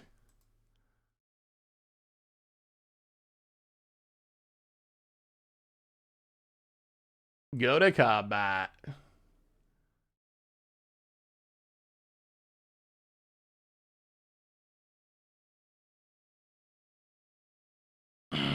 Tactifairy. About it. Come on. That red mana pump fake makes me nervous. Monkey Drive, if they hand ban the good monkey, Simian Spirit Guide, then we could actually do Monkey Tribal. We went 3-2. We went 3-2 in the first league. All right. Well, we have officially answered it to Fairy. Opponent untaps. And, well, now I wish we hadn't cut those Veil of Summers. How good is the Decayed mechanic? Depends on what you're using it for. It is really bad as a Fair Magic the Gathering card. If you are using it to... Well, go to combat. Attack you. Well, if we get to draw these Tovalar cards... About it. Oh! Scoops it up! Oh! Wow! 1 land, opponent answered both of our vials to Fairy and Archmage Charm, and the Werewolves got there. The Werewolves got there. Hey, Seth, have you looked at Legend of Runeterra at all? I saw you on Twitter saying you play some other games, and it just had a huge update. I've never played Legend of Runeterra. Is it worth? Should I check out Legend of Runeterra? So I've been playing. Yeah, I can't believe we won that. I thought we were dead. I didn't see that coming either. So we can bring in another Blood Moon. Another Blood Moon seems fine. We can get on the Immerwolf. Fury, no. Endurance, probably no. Void Mirror. I guess Outland Liberator, maybe. The Liberator could be good. Probably not the best Huntmaster matchup, actually. Maybe we get on the Huntmasters for Liberators and just run it like that. So yeah, I've been playing Storybook Brawl a bit. I haven't actually played Runeterra. Storybook Brawl, I don't really play any other... So, about Runeterra, I don't really play other games where I have to spend money to build a card collection. Because if I'm going to do that, I'm going to spend it on Magic, mostly. How is the economy on Runeterra? Like, if I wanted to check it out and play it, would I have to spend hundreds and hundreds of dollars? Runeterra is fun, sort of like someone made a digital card game based around the attack step of MTG. Ooh. Don't like it as much as MTG, but it's diverting. Battlegrounds. I played Battlegrounds. Then I got fairly highly ranked on Battlegrounds, and then I found out about Storybook Brawl. So now, if I play a auto battler, I play Storybook Brawl. Storybook Brawl, I'm trying. For some reason, apparently I'm better at other games than Magic. But Storybook Brawl, I'm trying to get to top whatever. I'm like, Where was I? Last game I played, I think I'm like 500, 400, something like that. So I'm like 500 or 400 right now, but I would like to get into the top 100. I think the top 100 qualifies for something. But yeah. So I've been playing Storybook Brawl. Yeah, it's really fun. I really, really, really love. You can tell that like LSV and whatnot had a hand in it. I really love the spell mechanic. Like the spell mechanic's really cool. That's what makes the game for me. Is it's like Battlegrounds, but you also can like build this storm deck. In the treasures, I guess play with that as well. But the combination of treasures and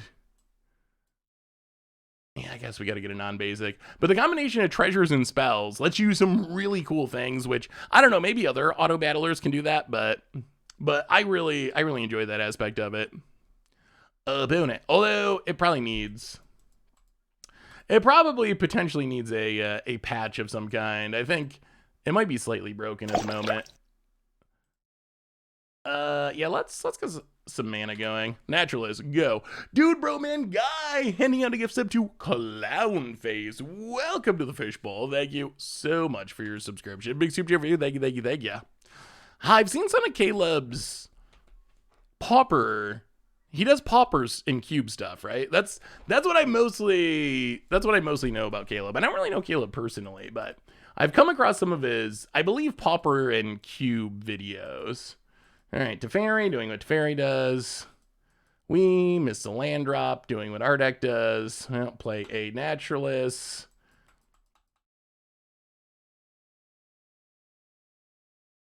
Try this again. Pass the turn. Opponent untaps. Blood Moon in hand, but no way to resolve it. Opponent takes up Teferi. And I mean, we got a handful of action. Whether or not we can resolve it remains to be seen. Stoneforge Mystic. Going to get Cauldra Complete. That's a pretty strong card. Oh. All right, play the land, go to combat. Attack Teferi. Make a mana that is red. Opponent lets it go. Lightning Bolt the Stoneforge Mystic. Opponent lets it go. Cast a Blood Moon?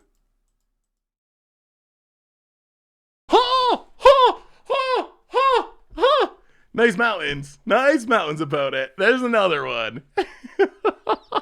That was a good turn. Oh, that was a good turn. Oh, that was a great turn. That was a drive the control deck right out of the game turn. Oh my goodness, that was so good. Killed a Teferi and a Stoneforge and resolved the Blood Moon. And yeah, that was that's why I love Blood Moon so much. Oh, it scared you? I'm sorry. Wow, that was so good. That's why I love Blood Moon. Oh man, I love Blood Moon. I forgot how good it feels. To have your opponent, they're playing all these control cards and bouncing all your stuff, and then all of a sudden you just stick the Blood Moon and done. It is true in that case. Amagus could have gotten bolded. I do think the Blood Moon's the right choice for this deck. I don't think it's always a clear like either or, and there certainly are situations why did you get the Mischief Secret Lair? I haven't ordered yet, but I need to. I just gotta get the Blood Moon.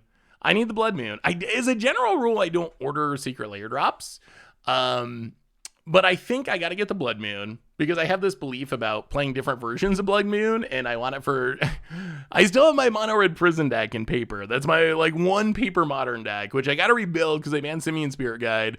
But I need it for paper, so I have the mismatch playset. So I need the Blood Moon, and then I think I'm gonna order the Commander Precon. Are any of you ordering the Commander deck? I actually think the Commander deck, we talked about it last stream, I think, but The commander deck's kind of insane. I feel a little bad for local game stores, but from the perspective of a player, it seems like a kind of great buy.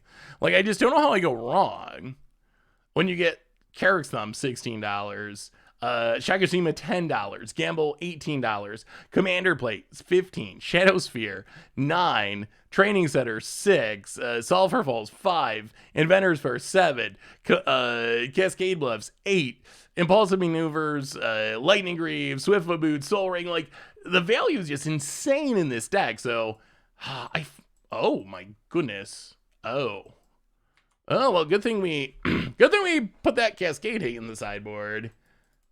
Opponent spinning to win. And they're probably a smidge faster than us. Double Chancellor Fortune hand about it. Guys, someone tell me what decks are good versus mono black control. What format are you playing, Garbus? Standard? Boy, in Standard, have y'all played against the Orzhov control list in Standard? When most of those $5-ish cards like this drop, being in a pre-con product like this, it's going to be interesting. Traditionally, Secret Lair cards don't... Secret Lair reprints typically don't crash prices, but there is a question as to whether this one will be different because... maybe it'll be a lot more popular. So I don't know. Normal precon, you're definitely right. Secret Lair precon, I don't know. I don't know if that will crash prices. It is also more expensive, which means less crashing. But I'd be thinking about it, like, commander cards recover really well in price. So I wouldn't be so much thinking about it as a, like, oh, I'm going to try to quickly flip this. I was thinking it more as I can use these cards, and I think, like, 2 or 3 years from now, it'll probably be worth even more than I paid for it. So that's how I was thinking of it. Like, I would actually use those cards to build paper commander decks. So how do I beat mono black control? Mono black control, what would I play against that? So probably the correct answer traditionally would be to play a blue based control deck that has access to counter spells. I'll land on Werewolf. Yeah, it would have been nice to Blood Moon. Blood Moon is a way we could potentially stop our opponent from cascading off, but I'm not feeling great about where we're at. So that would be my number one answer. Traditionally, like, Orzhov control, mono black control does great against decks that are built around trying to win with a bunch of creatures. Does much less good against blue base control decks that have access to counter spells. Well, all right, opponent spinning to win. How bad is it? Are we dead? 1, 2, 3, 4, 5, 7 permanents. Oh, God. All right. Well, okay, sure. Double Omnath, double Season. Even that might be enough to beat us. That was not like the most insane hit, but even that's probably good enough. Like, what do we do about this? Nothing. Oh, yeah. These Cascade decks. I don't know if you've played against a black-white control deck in Standard. I don't know how that deck ever loses to a creature deck. Every time I'm, like, testing some deck for budget magic or for against the odds, playing some random pile of creatures and I run into that deck, it feels like I literally cannot beat it. One's like, oh, there, I got a Path to Peril. Oh, guess what? I have... Okay, I think we can call this a day here. They use up, like, every wrath, every removal spell that is possible. On the other hand, I don't know how they ever beat, like, Is It Dragons or Dimir Lear control. Like, I don't know how they ever beat those matchups. So interesting deck with such polarizing matchups. What commander deck was Saffron talking about was a precon? So there's a Secret Lair commander deck that's going on sale in a few days. For the first time ever, we're getting a full deck as a Secret Lair drop. So that was the deck we were talking about. It's $100 and I think I'm gonna get one for the value. Well, we got a Blood Moon. I do think Blood Moon is one of our best answers outside of the Void Mirror. We'll see. Oh no! Oh no! Opponent has the dream. Chancellor. Okay, so Blood Moon not going to be fast enough. Oh no! Brutal, brutal, brutal. What do you think about Gemstone Cavern? Should Gemstone Cavern... Wizards keeps banning any form of fast mana. Is Gemstone Cavern inconsistent enough that it should stick around? Or is there an argument that it should also meet its end like all the other fast mana cards in the format? Werewolf Pack Leader, go. About it.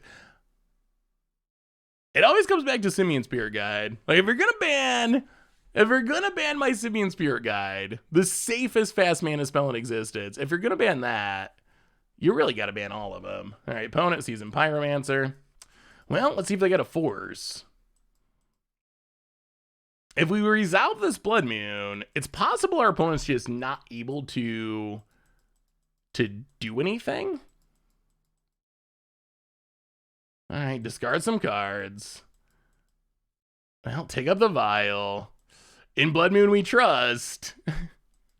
If they have the force, then we're pretty sad. Well, what if Foothills crack? What if Foothills get this snow-covered mountain? Blood Moon, you. All right, resolves. Pass the turn. Opponent. No basics. No basics, no basics. Enjoy your mountains. Opponent. Oh, okay. Blood Moon might be saving us. They don't play force? That's good. Good for us. Okay. We can stop drawing lands now, deck. That would be sweet.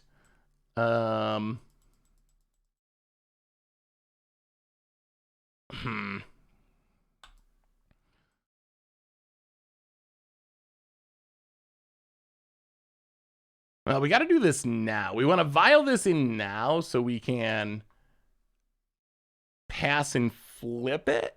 There we go.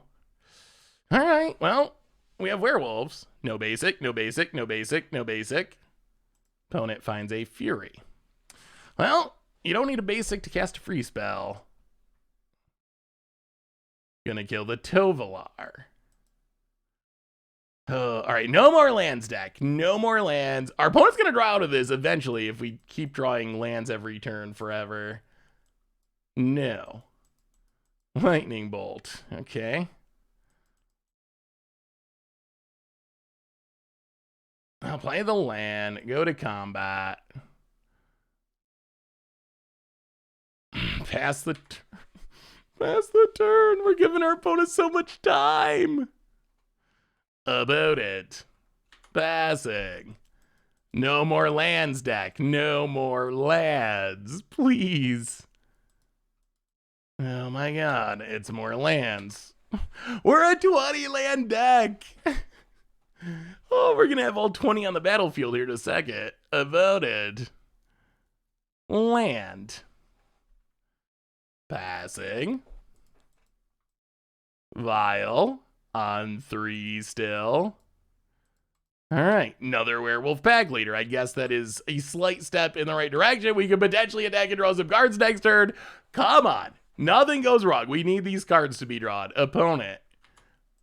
Passing. Vial stays on 3.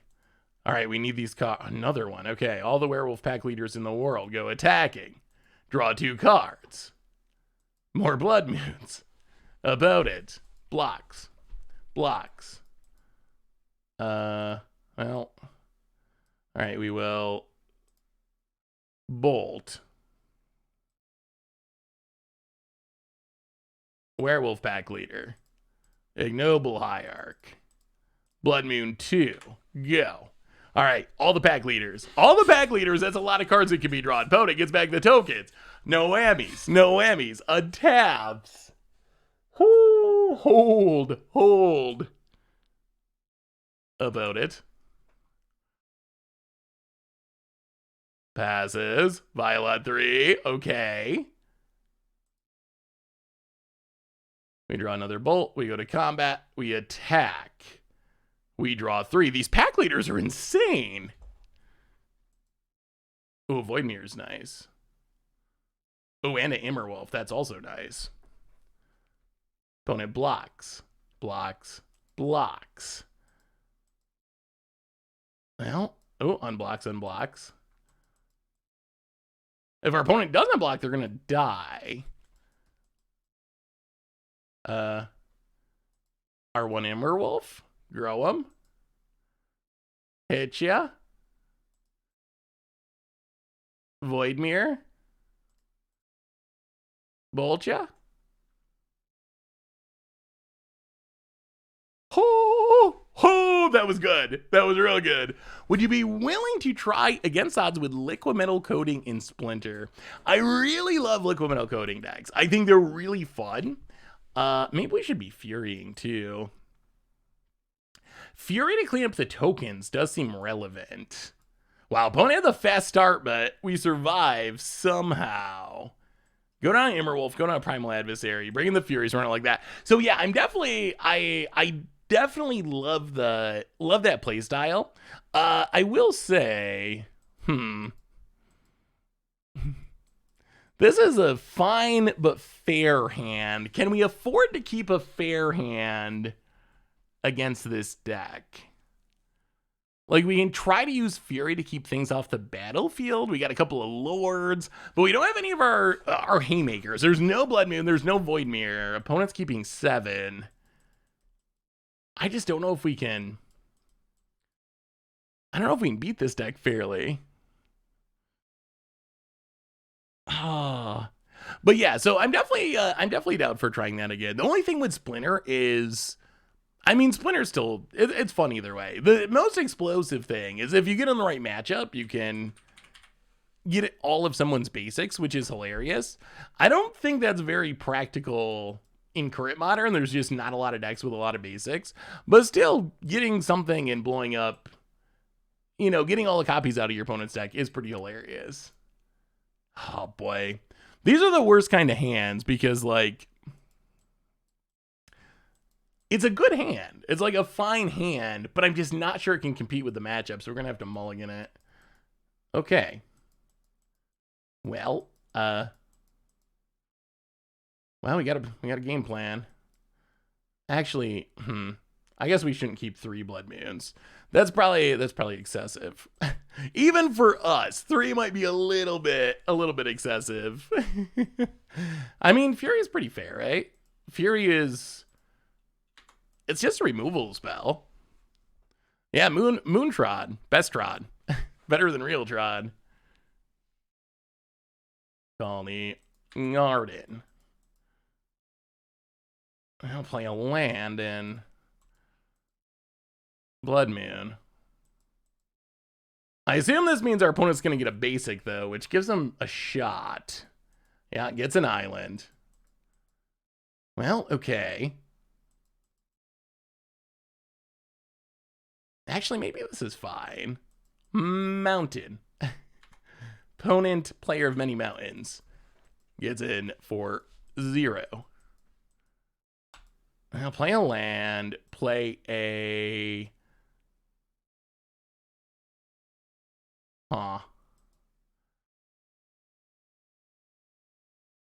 Yeah, let's play Naturalist.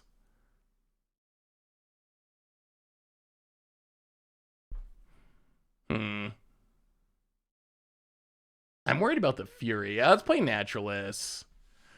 Play Naturalist, hit you for 1. Hey, what's up, Neon White Boy? How are you? About it. Down 18. So opponent is a Glimpse of Tomorrow deck. So they're trying to... They play nothing in their deck that costs less than 3 mana outside of Glimpse of Tomorrow. Glimpse of Tomorrow... When it resolves, it shuffles all your permanents into play. It's like a Warp World. It's essentially the free spell Warp World. So the idea is you play nothing that stops you from cascading into the Warp World, the Glimpse of Tomorrow. And then you play things that... All right. And then you play things that that can make tokens. And then your goal is to cascade into the Glimpse of Tomorrow and then win the game with the stuff that you spin into, essentially. You spin into a bunch of big stuff and it's crazy and you win. Well, all right, Tovlar time. Well, I did have the Fury, but we survived it. We played around it. Opponent on taps. Oh, good. Okay. Yeah, that turns on Cascade spells. That is unfortunate. Jeez, all right, opponent. Another Fury. Yeah. Well, that's not great. Now we will bolt your Fury. Play the Mayor. Wow, drawing that basic is probably maybe gonna make us die. It is a cool archetype. We played it a couple times back after right after Modern Horizons came out. It's similar to like Living End in other Cascade into free spell decks. Well, here they go. Do they win the game? Probably. 1, 2, 3, 4, 5, 6 cards coming off the top. Omnath in a Dark Dweller, and a bunch of free mana, and a bunch of life, and yeah, all right. Well, I mean, that was not even a great hit, but even a not great hit is still, like, if you resolve it, that's how all these Cascade matchups work, essentially. Like, if your opponent gets to resolve their Cascade spell, they win the game. As simple as that, essentially, so we'll see our opponent combo here for a second, then we will scoop it up. So opponent, Goblin Dark Dwellers, lets him recast the Glimpse of Tomorrow from the graveyard. They still have the Shardless Agent on this deck. Oh, boy. The thing that makes me a little salty is these decks do not play many basics. They can't. Because their mana base is pretty extreme. So I mean, if you look at the deck list, they likely had a single forest in their deck with no real way to find it. So we kind of got janked out. The fact that our opponent drew their single out in the top few cards of their deck is just unfortunate. Do you ever play donation decks? I have a list. So I haven't really done donation decks, but I definitely play decks that viewers submit. So if you have a sweet list, what do you think of is Merfolk still a thing? Sort of. It's like a tier 3 deck. So it's pretty far down on the list of competitive decks. Savulin helps. I actually saw there's a pretty interesting Merfolk control list that 5-0'd recently. It was just Savulin, Merfolk Trickster, and what's the flashy bounce, Harbinger of Tides? Those were the only Merfolk. And then it was like Cryptics and Archmage Charms. So it was like Merfolk-ish, but it was really like Savulin control almost. So that looked kind of interesting. Yeah, so if you got a sweet deck list, definitely send it to me. What do y'all think of donation deck lists? The main reason I've never done donation deck lists, even though I think it could be fun, is I just don't stream that much with the YouTube stuff. And to play a league, like usually in a stream we get through what? A league and a half maybe. If it's a quick deck, maybe we get through 2 leagues, but that would be a thing I'd worry about. If I was someone who didn't do YouTube and primarily streamed, then I think there would be a day a week that I would dedicate just to doing like donation deck lists. But that's the only thing I worry about is I just don't have that much stream time. So dedicating a stream a week to doing donation deck lists, that's like a quarter or a third or whatever of our entire stream. Hey Seth, I've been obsessed with the idea of making a Cody deck. Since Patchwork appeared, I thought I had a chance, but I'm a bit stuck because I do not know which instants or sorceries it should search for. I still have not prepared a deck list, just a random idea, like using Teferi Lithoform for infinite Cody activations. Ooh, this hand really needs lands. That's a cool idea, Dyphon. I like the idea of using that to get around Cody's drawback.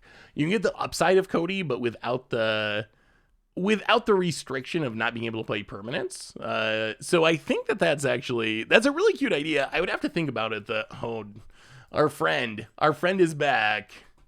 Well, Blood Moon, please. Land Blood Moon. That's what we need. That's what we want. Or a Primal Adversary. Almost as good. Well, boom, boom. Outland Liberator. Ay, ay, ay, ay, ay. What is the best Merfolk list that everyone's talking about? I mean, that's Merfolk. Just play a bunch of Merfolk, attack, hope for the best. Yeah. I mean, that looks fine. I don't know. I've never been a huge Merfolk fan. I don't think Merfolk are bad or anything, but I've never been like the biggest Merfolk player. Clock here. I'm doing well. How are you? Welcome to the Fishbowl for the 4th month. Thank you for your subscription. Big soup cheer for you. Thank you, thank you, thank you. Well, okay. Tovalar. Hit ya. Draw a card. Please let that card be Blood Moon, and please let our opponent not have something good in hand with their 6 cards. Hey Saffron, we'll be building another Modern Reanimator deck in Esper colors, maybe using Faithful Mending. Yeah, we can. Oh dear. Aether Vial is not... That is not the card we were hoping for exactly about it at taps. Yeah, we can do more Reanimator in Modern at some point. I mean, Reanimator is kind of like a legit archetype in Modern now. So we could play a Reanimator list.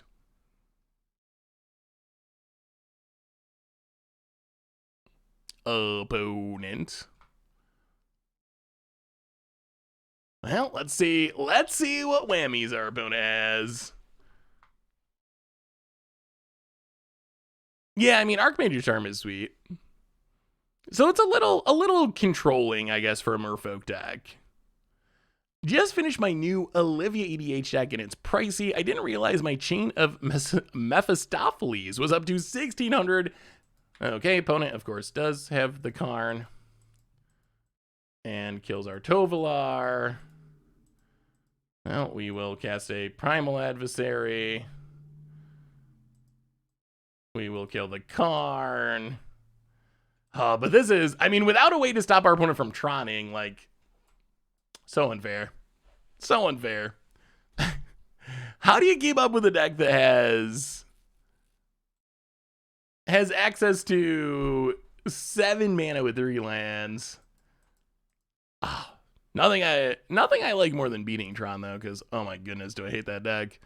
Oh yeah, Titania is definitely sweet. Opponent Expedition Map, cracks Expedition Map, plays a Worm Coil Engine. We draw 8 Lightning Bolt. Well, we will go to combat. Attack. Oh no, just kidding.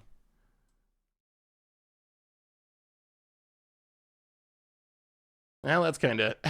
Yeah, our thing flipped back around. Our opponent casts 2 spells there. His opponent blocks.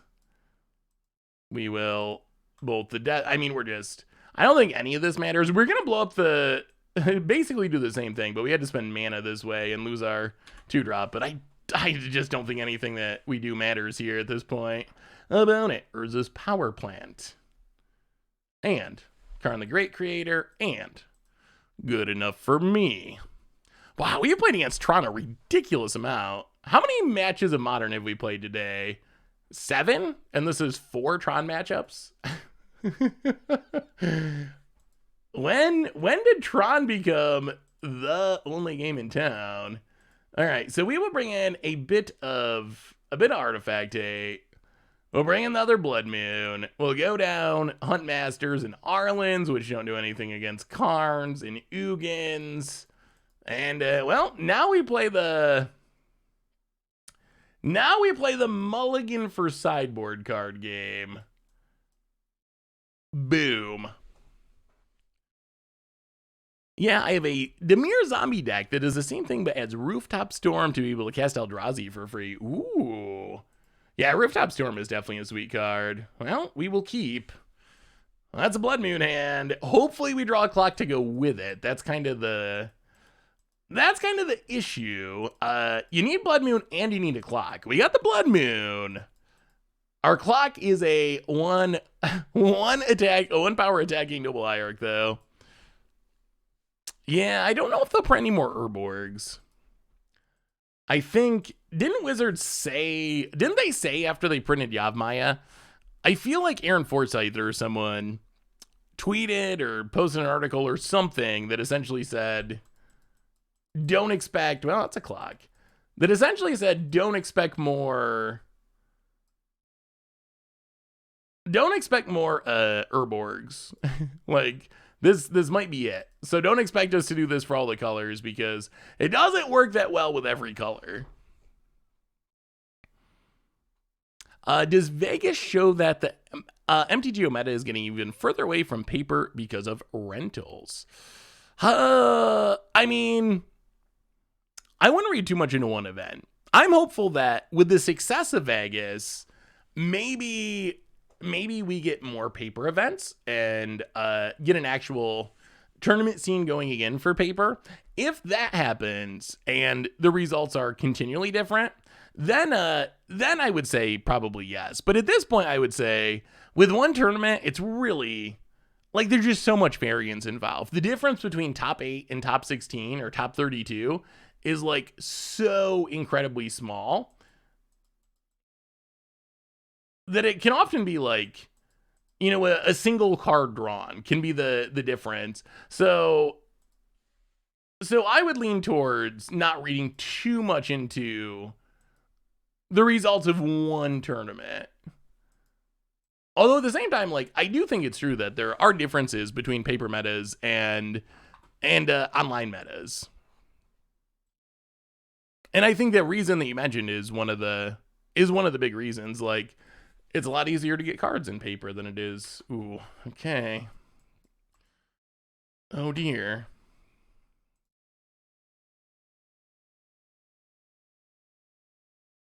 Oh dear, oh dear. Hit you for 4. Are we going to be fast enough, or is this Oblivion Stone going to get us?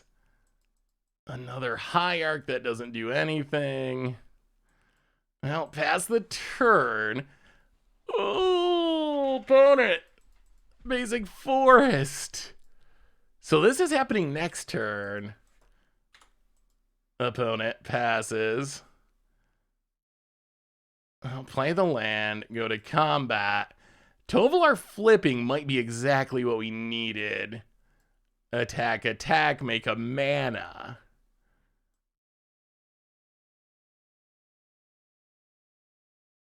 And then Tovolar, pump Tovolar.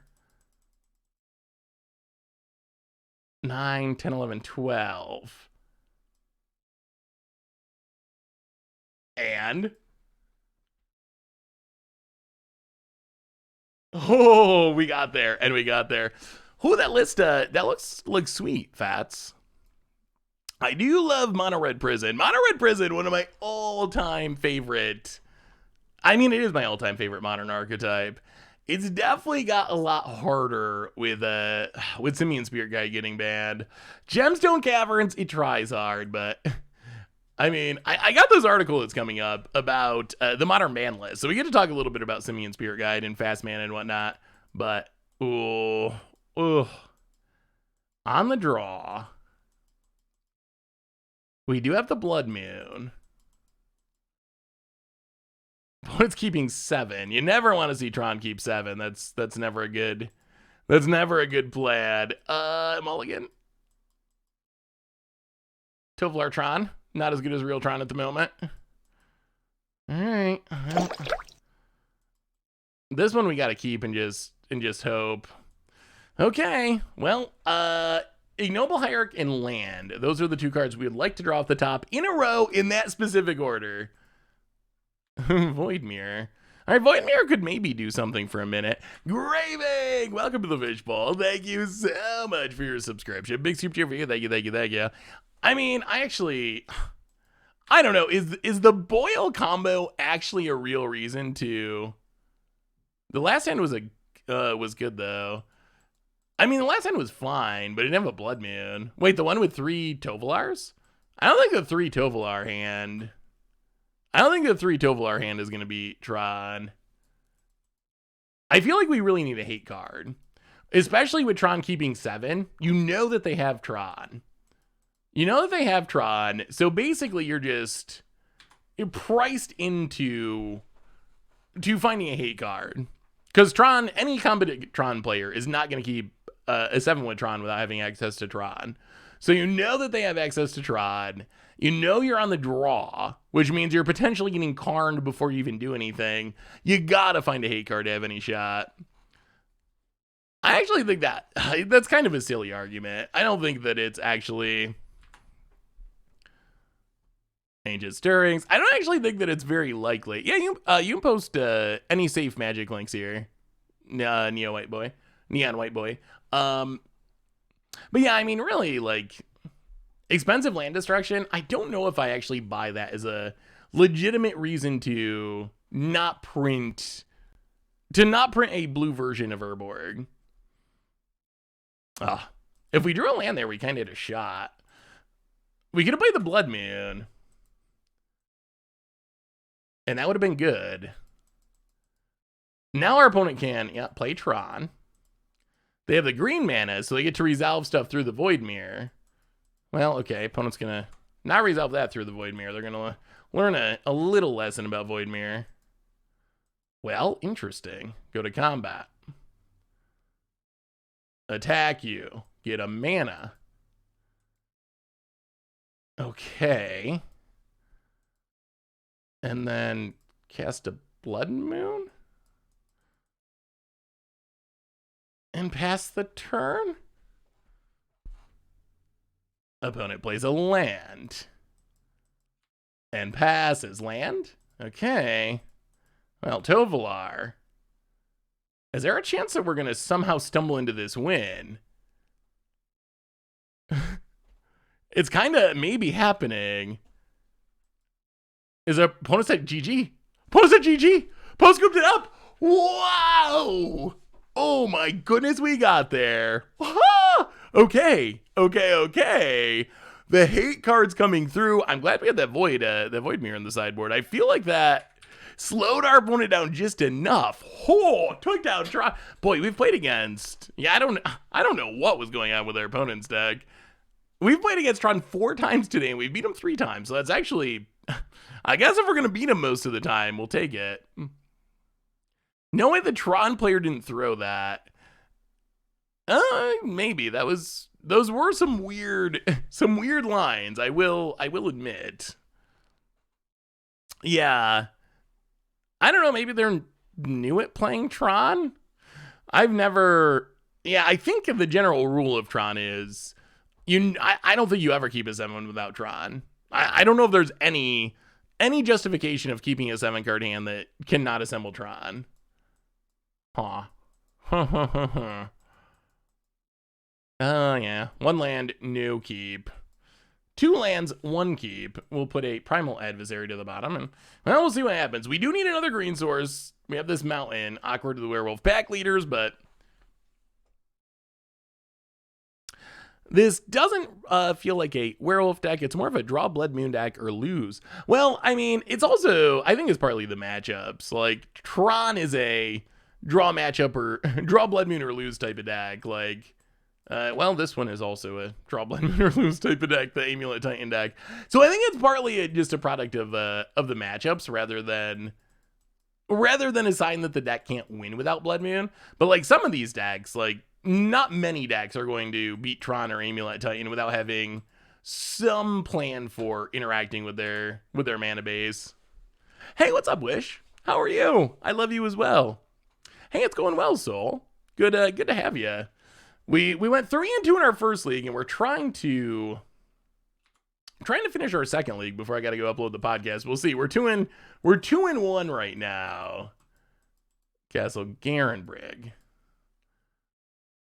Oh, I don't know if we're gonna be fast enough. We might be with this double grazer. With this double grazer draw, we might just be facing down a Primeval Titan before we can even play a Blood Moon, which is not great. 1, 2, 3, 4, 5. Like, our opponent has the mana.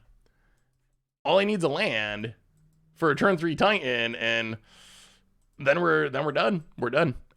Titan means we scoop about it. Urza Saga. Do they have it? Okay, there's the mana they needed. And there's Primeval Titan. Hooray, hooray. And a well, okay. Okay. We'll see if they play around Blood Moon. Primeval Titan. Yeah, better be grabbing some forests, I guess, opponent. And opponent does play around the Blood Moon. Passes. Well, play a land. Oh my goodness. They played a Primeval Titan before we could get a Blood Moon down. That is kind of insane. Double Arboreal Grazer beats us.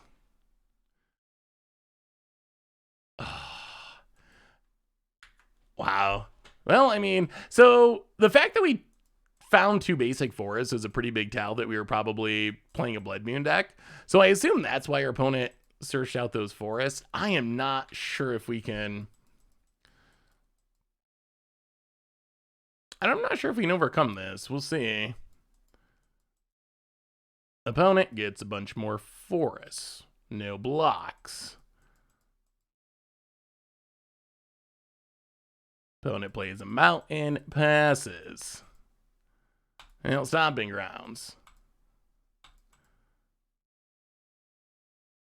Werewolf pack leader. Pass the turn.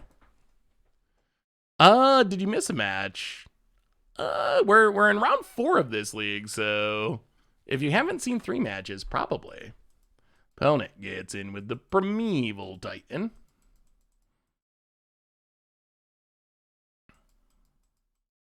Wow, that was kind of brutal. Oh, lesson about losing die rolls. Don't do it. Don't do it, don't do it. Bad things happen if you lose die rolls. Well, we killed a Primeval Titan. Opponent follows up with a Primeval Titan. Plays a land. I was kidding. Jeez, come on now. Opponent. That's another Primeval Titan. And a Dryad of the Ilsen Grove. Well, we play a mountain that doesn't do anything. Yeah, all right. Well, fair enough, fair enough. The record is 2-1. The numbers on the screen by the Blood Moon, those represent the record. Wow. Wow, that was so brutal. Don't lose die rolls. Don't do it. I didn't think Titan even played that many basic forests. Well, apparently this version does. Oh my god. Oh, those are the worst. Those are the worst games.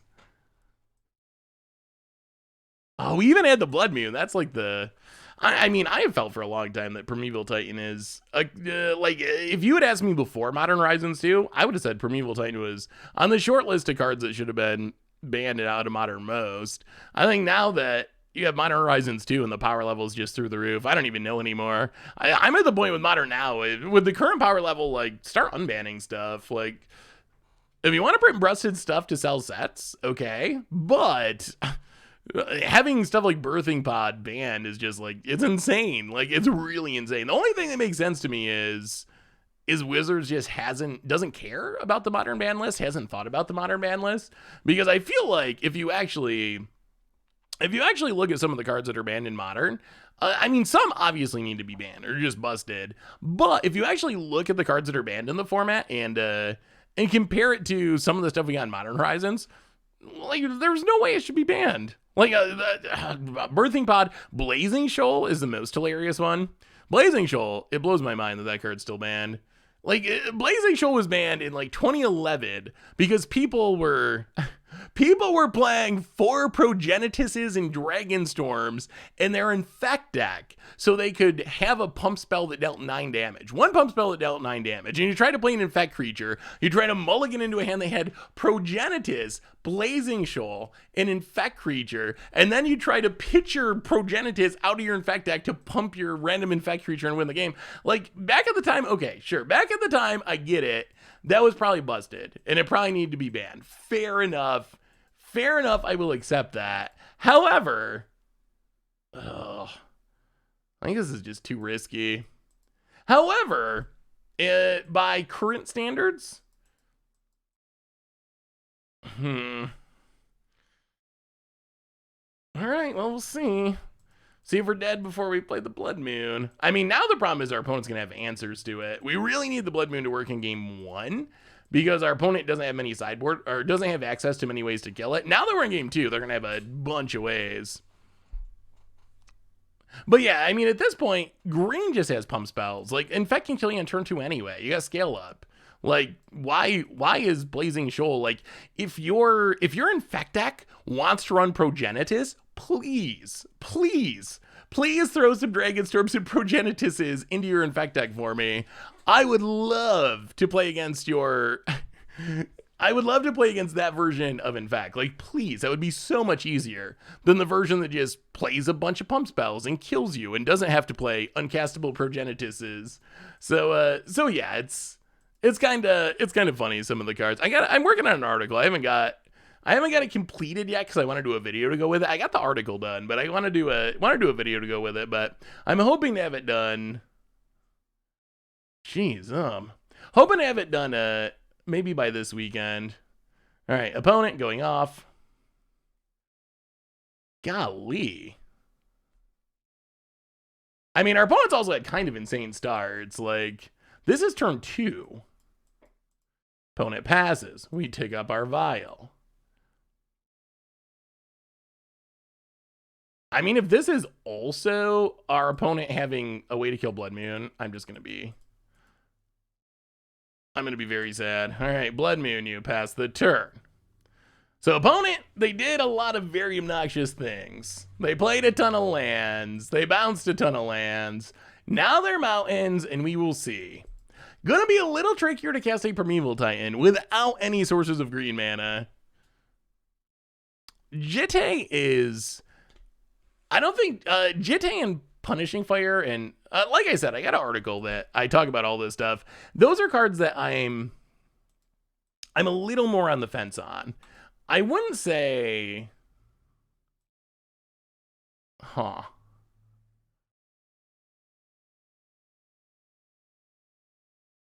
we can't pump this, or we can pump this. All right, go attacking. I wouldn't say, now, let's vial this into play.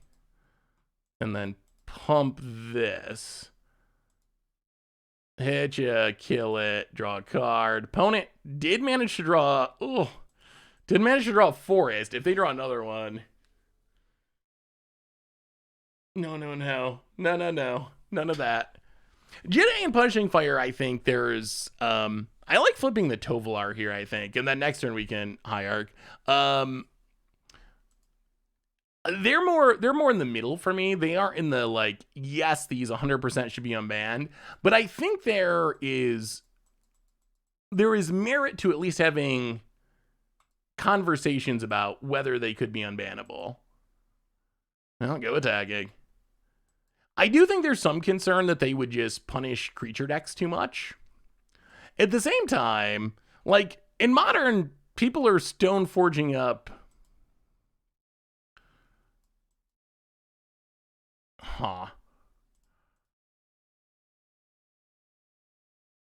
In Modern, people are stone forging up things like Cauldron Complete, which they just kill you. It's like if they turn 2 Stoneforge and it lives and they put that into play in turn 3, in a lot of matchups you're just gonna straight up be dead. So I feel like that's the argument in their favor, is just like, oh no, 2 more caverns. Probably better known as mountains. Well, pass the turn. No forest, no forest, no forest. I mean, this Tovolar is going off. Tovolar is drawing us a bunch of cards. They're not good cards. You'd prefer no unbans. Interesting. Ponder and Preordain. Those are tough ones. The original argument for having them banned was they powered up combo too much, and Storm is not really a thing at this point, so maybe that's not as much of a concern. But they are both very strong cantrips. I do wonder, we have like Consider now, which some decks might prefer. Another Amulet. Well, if our opponent ever plays a Primeval Titan, it's going to be insane with double Amulet, but hopefully that doesn't happen ever. Well, Vile staying on 3.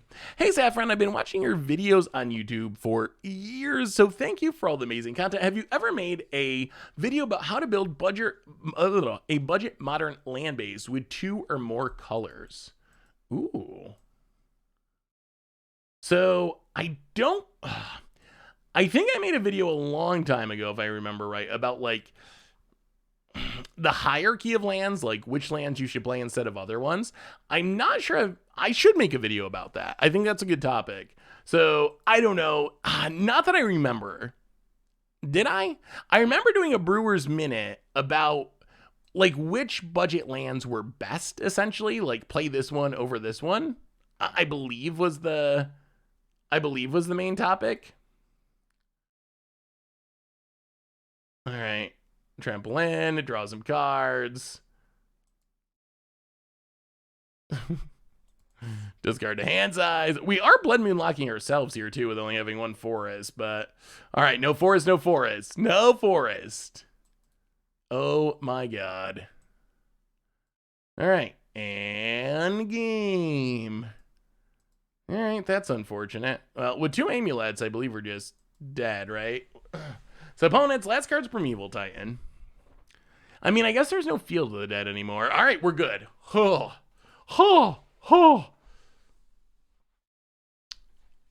run it back and try to do that again. That is the recipe. What do you think about Deathrite? Deathrite's an interesting one. Yeah, go Gary Grave Troll. We already tried that and it didn't work. And plus Dredge. I don't think that's a deck we want to power up more. Very few people really like Dredge being a top tier deck. So I would lean a no on that one. I think Deathrite's the most interesting. I think there's actually a pretty good argument that Deathrite should be unbanned. Like, when Deathrite was banned back in 2015 or whatever, when it was banned back in 2015, oh, no Blood Moon. I mean, in this matchup, we really are just trying to find Blood Moon, essentially. All right, we will keep this one. Bottom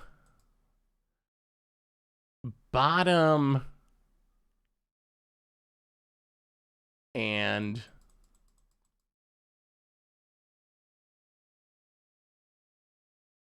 bottom and bottom. Save us, Blood Moon. You're our only hope. Back in 2015, it was like the only good. It was like the only good 1-drop. Like, what else was there? What was the next best 1-drop? Grim Lavamancer? I guess Noble Hierarch? But there just was not, there wasn't much going on in the 1-mana slot. So it was just so far above the curve. Now, you got Ragavan. You have Ragavan. You have Esper Sentinel. You have Monastery Swiftspear. You have, wow, is this way too greedy? Maybe. Tovolar go. But there's so many competing 1-drops that I feel like, Giver of Runes. I feel like it would be another good 1-drop rather than the only good 1-drop. And I think that's a reason to at least consider unbanning it. Well, get in with the Tovolar. About it.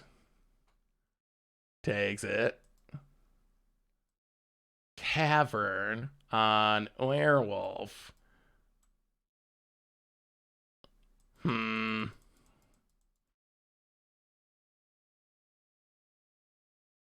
play Blood Moon. Pass the turn. Staying alive, staying alive. Voted out as 16. Bounce Lad. They do have the green mana this game, which is frightening. Oh my god, so much hate. Oh, and they have triple bounce land, so I get to Primeval Titan. Oh my god, oh my god. Okay, well, that's brutal. Yeah. I think that is going to probably do it. Huh. Well, apparently our opponent has a plan for people playing hate cards. Primeval Titan tutors up a bunch of lands, shoots down our board, and yeah. All right. Well, we'll show the Valakuts and then we'll scoop. Yeah, Valakuts harass our board. Brutal. Wow, what a boy, Primeval Titan decks. I mean, that's turn 4. What are you supposed to do? Apparently, there's just like everyone's just a big mana deck. Well, all right, we'll see. Oh, I gotta go upload the podcast. All right, so we're gonna try to do this last round, but I will tell you, and don't get mad, but if we are in a really bad position and our odds of winning are really low, I'm going to move to the next game pretty quickly because it's Monday, which means it's upload the podcast day, which means I'm supposed to be uploading a podcast in like, roughly 5 minutes. So we can stretch it a little bit, push it back a little bit, but we are going to scoop relatively aggressively if it's a blowout style game. Mental Misstep is not a card that you want unbanned. I will say now that we've played, oh my god, now that we've played a bunch of this deck, not sure that 21 lands is going to cut it. It seems like we've spent most of this game mulliganing to try to have more than one land. 20 probably just is not enough to actually really function. I think it might have to be like 21 or 22. Mental Misstep you do not want. Oh god, this deck again. All right, well, we know what's happening. We know we're dying on turn 3, so well, that'll make it easier to get the podcast up. What weird matchups today. So this will be our 10th round. I believe we've played Tron, is it 4 or 5 times? Somehow we've played this deck twice, which is like pretty far down in the metagame. Yeah, weird matchups. I mean, that is Modern for you. Pretty sure you're supposed to bring in Void Mirrors for Force of Vigor and Summoner's Pact. I mean, they can still just cast those cards, right? Not Summoner's Pact, but I don't know. I don't know about the plan of trying to fight against Summoner's Pact. They can still cast their payoffs. Like that's just shutting down a potential tutor. I don't know. And then I feel like you'd have to do more than that. And then if you have, well, we got a top deck Blood Moon this turn to have any shot, I think. That's not a Blood Moon. Yeah, I mean, our opponent just had some insane draws, which that happens. Like, turn 3, turn 2, Primeval Titan type draws. I mean, our opponent had double Arboreal Grazer multiple times, which is pretty over the top. All right, well, Cascade Spell and you win. Huh. I think Glimpse of Tomorrow's is a cool deck, but I am a little sick of there being just so many, like, jank 'em out Cascade decks. Living End, Rhinos, this one. They're just, so many decks just have the same, and they're just also similar. They're all doing the same thing. It's essentially like, it doesn't really matter. That's why I'm kind of in favor of unbanning Hypergenesis, is it just doesn't make a difference. Like, you should probably just unban Hypergenesis, because if your opponent resolves a Cascade spell on turn 3, in Living End, in Glimpse of Tomorrow, in Restore Balance, in Rhinos, like, if they resolve it in any of those decks, they're probably just going to win the game. So I think you might as well just unban Hypergenesis as well. Because what's the difference? Like, it's doing exactly the same thing. It makes very, very little difference. Well, that is a draw that we wanted. The question's going to be, can we kill the Teferi? I mean, the Blood Moon does shut down our opponent's mana, which means they can't cast their Cascade spell. Like, if nothing else, I hope that this stream has convinced you that Blood Moon is the good guy of Modern. Like, it really, truly... Oh, we should have cracked this for a forest first. It really, truly is. Blood Moon is doing God's work in Modern. It is stopping these... Oh, no. It's stopping these these degenerate busted decks that you don't really have answers for. So I feel like Blood Moon is definitely the good guy of the format.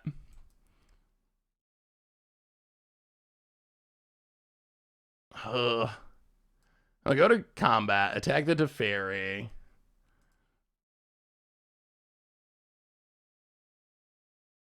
Opponent blocks and blocks. We will pump and kill it. Because Teferi can bounce our Blood Moon, and then we lose. All right, pass the turn. What do you think about a Trisk plus Sphinx's Rev kind of deck? Ooh, like wait. Like Triska Decaphobia Sphinx's Rev style deck? Triska Decaphile Sphinx's Rev? I mean, Sphinx's Rev is a sweet card. I do like me some Sphinx's Revs. Well, Huntmaster of the Fells. Pass the turn. Let me see, Dyphon. That's definitely a really cool idea. Opponent can make some elementals. I mean, there are some red cards our opponent can hardcast, like Fury. Fury's kind of brutal here. Yeah, definitely. I think it's a really neat idea to try to turn Patchwork Crawler into a Cody, so you can activate its ability, but you can still cast permanents. That's definitely a sweet idea. Goblin Dark Dweller for our opponent. And passes. Now play a land. Play. Opponent's got 3 cards in hand.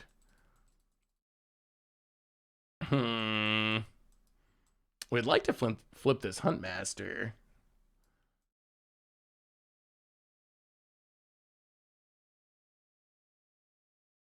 Yeah, let's pass and flip. I feel like flipping Huntmaster is kind of good value here. So pass the turn. Huntmaster flips. Hit our opponent, shoot down a token. Blood Moon is saving us in so many of these matchups. About it. Yeah, we did Triska Decaphile in that was the first against the odds of its season. It was pretty sweet. Like, I like Triska Decaphile quite a bit. Opponent. Mountain. Yeah, Moon Mist. There was Moon Mist in the sideboard of the first build we played. It's a little awkward that it doesn't flip new Werewolves. Which we ran into a couple of times. Now, play Mayor of Avabrak. Play Tovalar.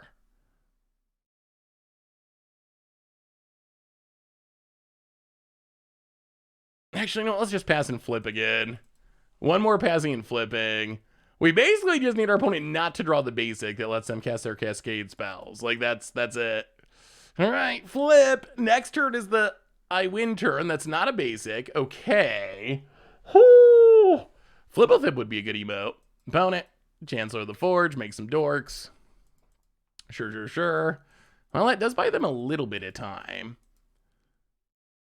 Opponent passes.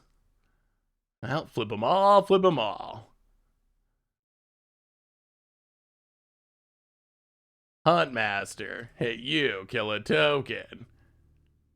Down to 8.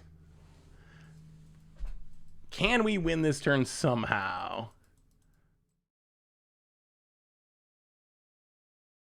So if we attack with everything, 1, 2, 3, 4, 5. Opponent blocks everything.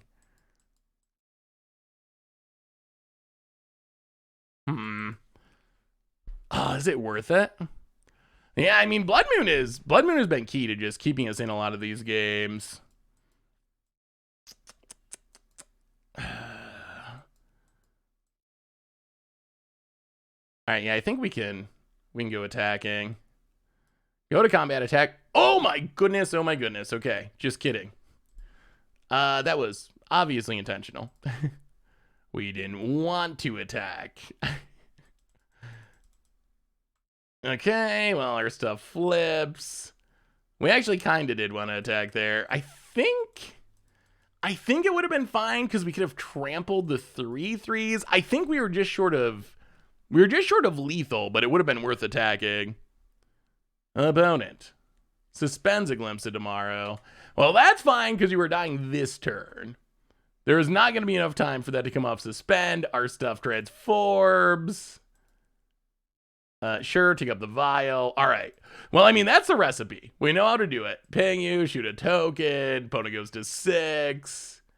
Cavern, go to combat, swing with everything. This time, no mistakes.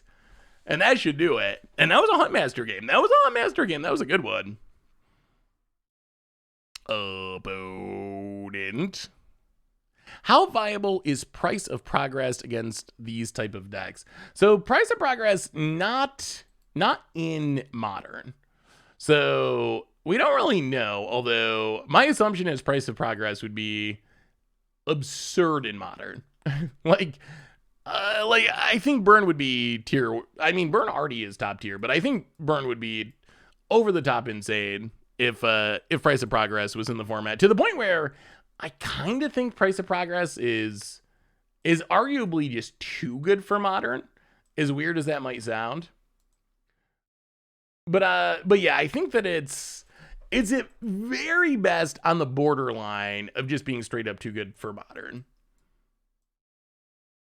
It would be nice that it would punish like the Primeval Titan decks, punish, I guess, to some extent, Tron. It plays a lot of non-basics. It doesn't have a lot of non-basics, but I think it would just be, I think it would just make Burn too good. Like, there's just so many. Well, this is the hand I'd love to keep, but we're in an unfair matchup. Just playing a bunch of fair magic cards. Not going to do it today. All right. Well, this we'll keep. We got a Void Mirror. Void Mirror is one of the cards we were looking for. We will put a pack leader to the bottom. And all right, save us Void Mirror. Opponent does have a lot of sideboard cards to fight through this, though. What did Foothills go? Opponent taps. But yeah, I feel like the Burn would just be absurd in Modern if at Price of Progress. It's consistently going to be like 2 mana deal 8 or something. And right now, 2 mana gets you what? 4 damage? With Boros Charm is kind of the peak. So yeah, I think that it would just be so above the curve. It'll be interesting if we ever end up getting like Force of Wills and so forth. I think that's the biggest difference. A lot of those cards can get by in Legacy, I think, because you have answers like Force of Will. When Modern does not really have that style of answer. I definitely feel like greedy mana bases could deserve more punishing, but I don't know. I feel like in basically every matchup, it's just in almost every matchup, it's just gonna be like deal 6 damage or something. Do you deal 8 damage, 10 damage? Opponent. Okay, Teferi.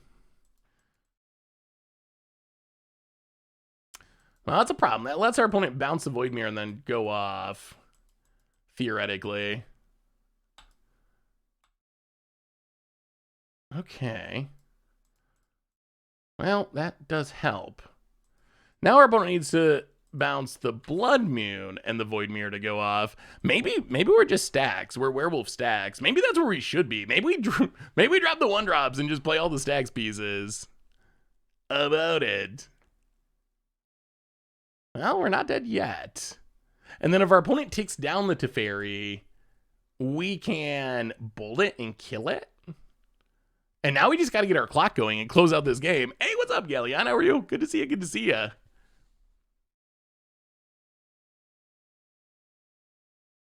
Hey, good luck with your presentation, Mr. Orange. All right, opponent Teferi bounces. Turns on their mana, but... Ooh, basic mountain. That is not the basic you want to draw against Blood Moon. About it. Okay, Wake Shifter. Evokes. Make some clues. And... about it. Passes. Well, we will Blood Moon again. Pass the turn. Keeping the prison pieces in, trying to stay alive. But we got to get a clock going because our opponent's going to hardcast stuff eventually. They can start cracking clues. Can we close this out somehow? Oh, Fire Blast. Fire Blast would be even more insane. Yeah, we're playing for the Jun 5-0. Opponent, sacks a clue, draws a card. Untabs. I mean, this deck's felt competitive enough. Takes up the Teferi. Plays a Mountain. Seasoned Pyromancer.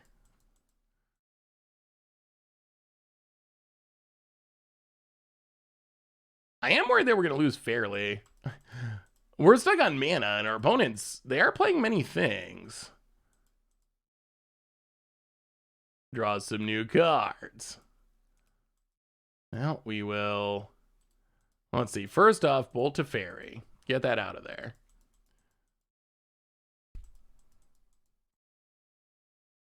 Secondly, play Mare of Avabrak. Well, Fury's good. Fury can clean up this board at some point. Pass the turn. All right. No whammies, no basics. No whammies, no basics. Yeah, I would be surprised if we saw Rituals coming back in the format.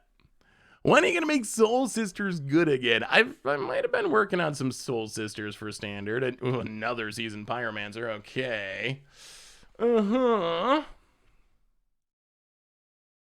So, opponent drawing a lot of cards here. A lot of cards. Well, ooh. Yeah. Plays a Mountain. This another one? Good God. Okay. Well, they're going to draw it eventually, just by drawing through literally their entire deck. Discards a Force of Vigor. Goes attacking. No blocks. Well, play a Tovolar. Pass the turn. Yeah, we're just going to die. We're going to die to the janky elemental beads. About it. All right, fair enough. Well, that's awkward. Well, this is it. All comes down to this. The last match of the stream. And oh my goodness, it's been a long one. Podcast's going to be late today, but this is it. Run it back. It all comes down to this. There's a treasure chest, no treasure chest, Kidsy and Noe, and it all comes down to this one game. Yeah, their plan B is not that good. They just had a hand that worked out for them. I mean, if you draw all of your Seasoned Pyromancers, you're in good shape as a backup plan, kind of regardless.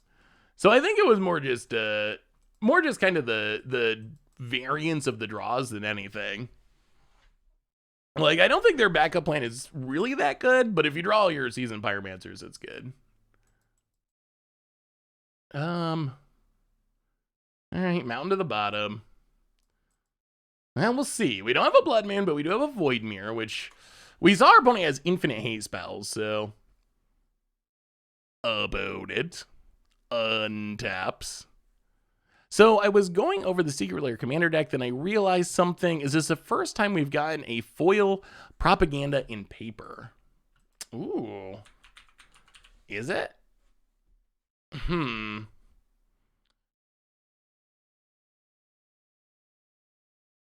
Maybe.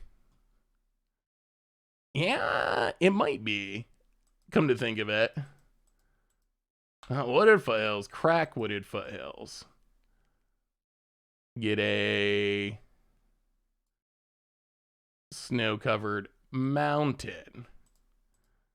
Mayor of Avabruck. Go attacking.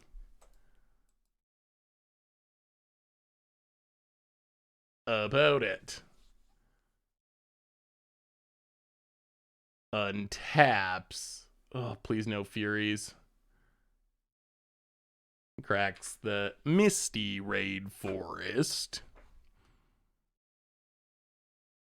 Gets basics. All right, opponent's playing around the Blood Moons. Cracks the Wooded Foothills. Oh, our clock's not very fast. Not feeling good about our chances. Not feeling good at all. About it. Stopping rounds. Untapped. Wave Shifter makes some clues. Well, we will play Void Mirror. Land Crack It. Stomping rounds untapped. Oh, Fury's such a blowout here. Play the Naturalist. That's all we got. Go attacking. Hit you for the big 2. All right. Well, nothing. Nothing. No answers. No answers, please. About it.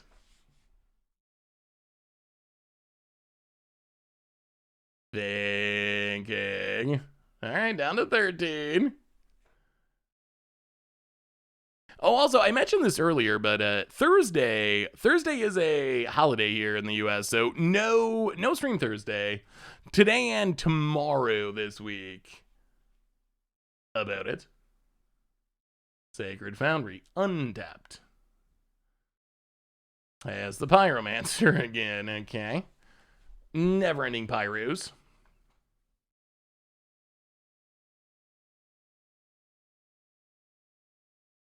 Down to 11. Discard some cards. Passes. Well. Tovolar.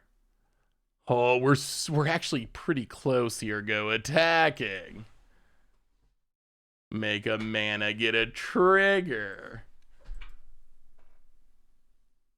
Opponent chubs. All right, pass the turn. This is it. This is the turn. Opponent, what do you got? Please nothing. Come on, Werewolves. Get that 3-2. Feed the kids. Opponent, another basic. Omnath. Okay. Draws a card.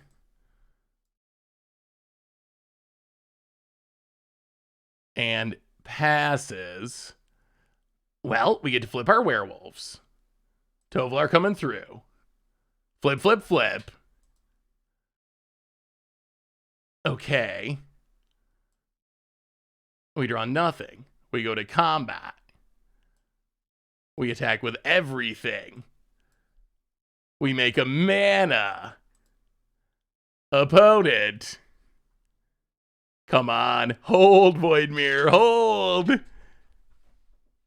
It's a big attack. We can also double trample and lightning bolt. Blocks.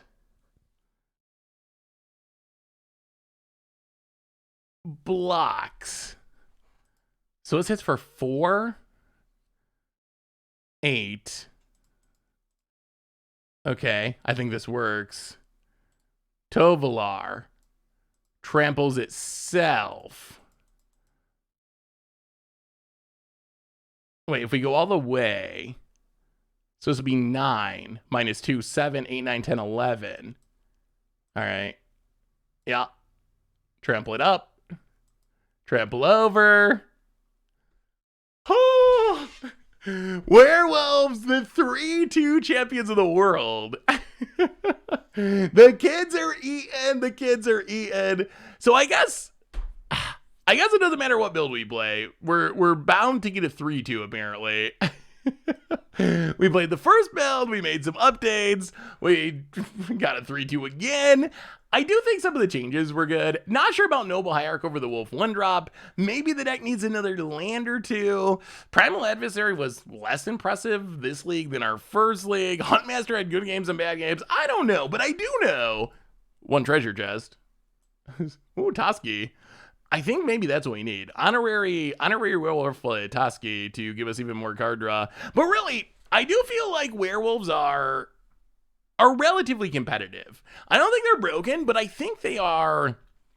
I think they're good enough that you can win games with them. Like, we didn't like blow anyone out and, you know, have a ridiculous, insane 5-0, but we're pretty competitive, and the deck felt like it had the ability to keep up with a lot of the best decks in the format. So overall, I mean, that's kind of sweet. It's cool. I hope there's a competitive werewolf deck, and it was pretty impressive, even if it wasn't insane today. But oh yeah, it's close. One more return to Innistrad and Werewolves. Look out, new tier 1. And yeah, Blood Moon's great. Blood Moon was great. I love casting Blood Moon. I'm glad we had a chance to do it. It's been a while, and Blood Moon was a good guy. It was shutting down Tron lands and Primeval Titan kills and degenerate Cascade stuff. It was not the bad guy janking people out. It was a good guy that was stopping the people that were janking out. So I feel like Blood Moon, it has come full circle. It is the hero that Modern deserves, and it's actually really good right now. But on that note, everyone, I think that brings us to the end of our stream for today. However,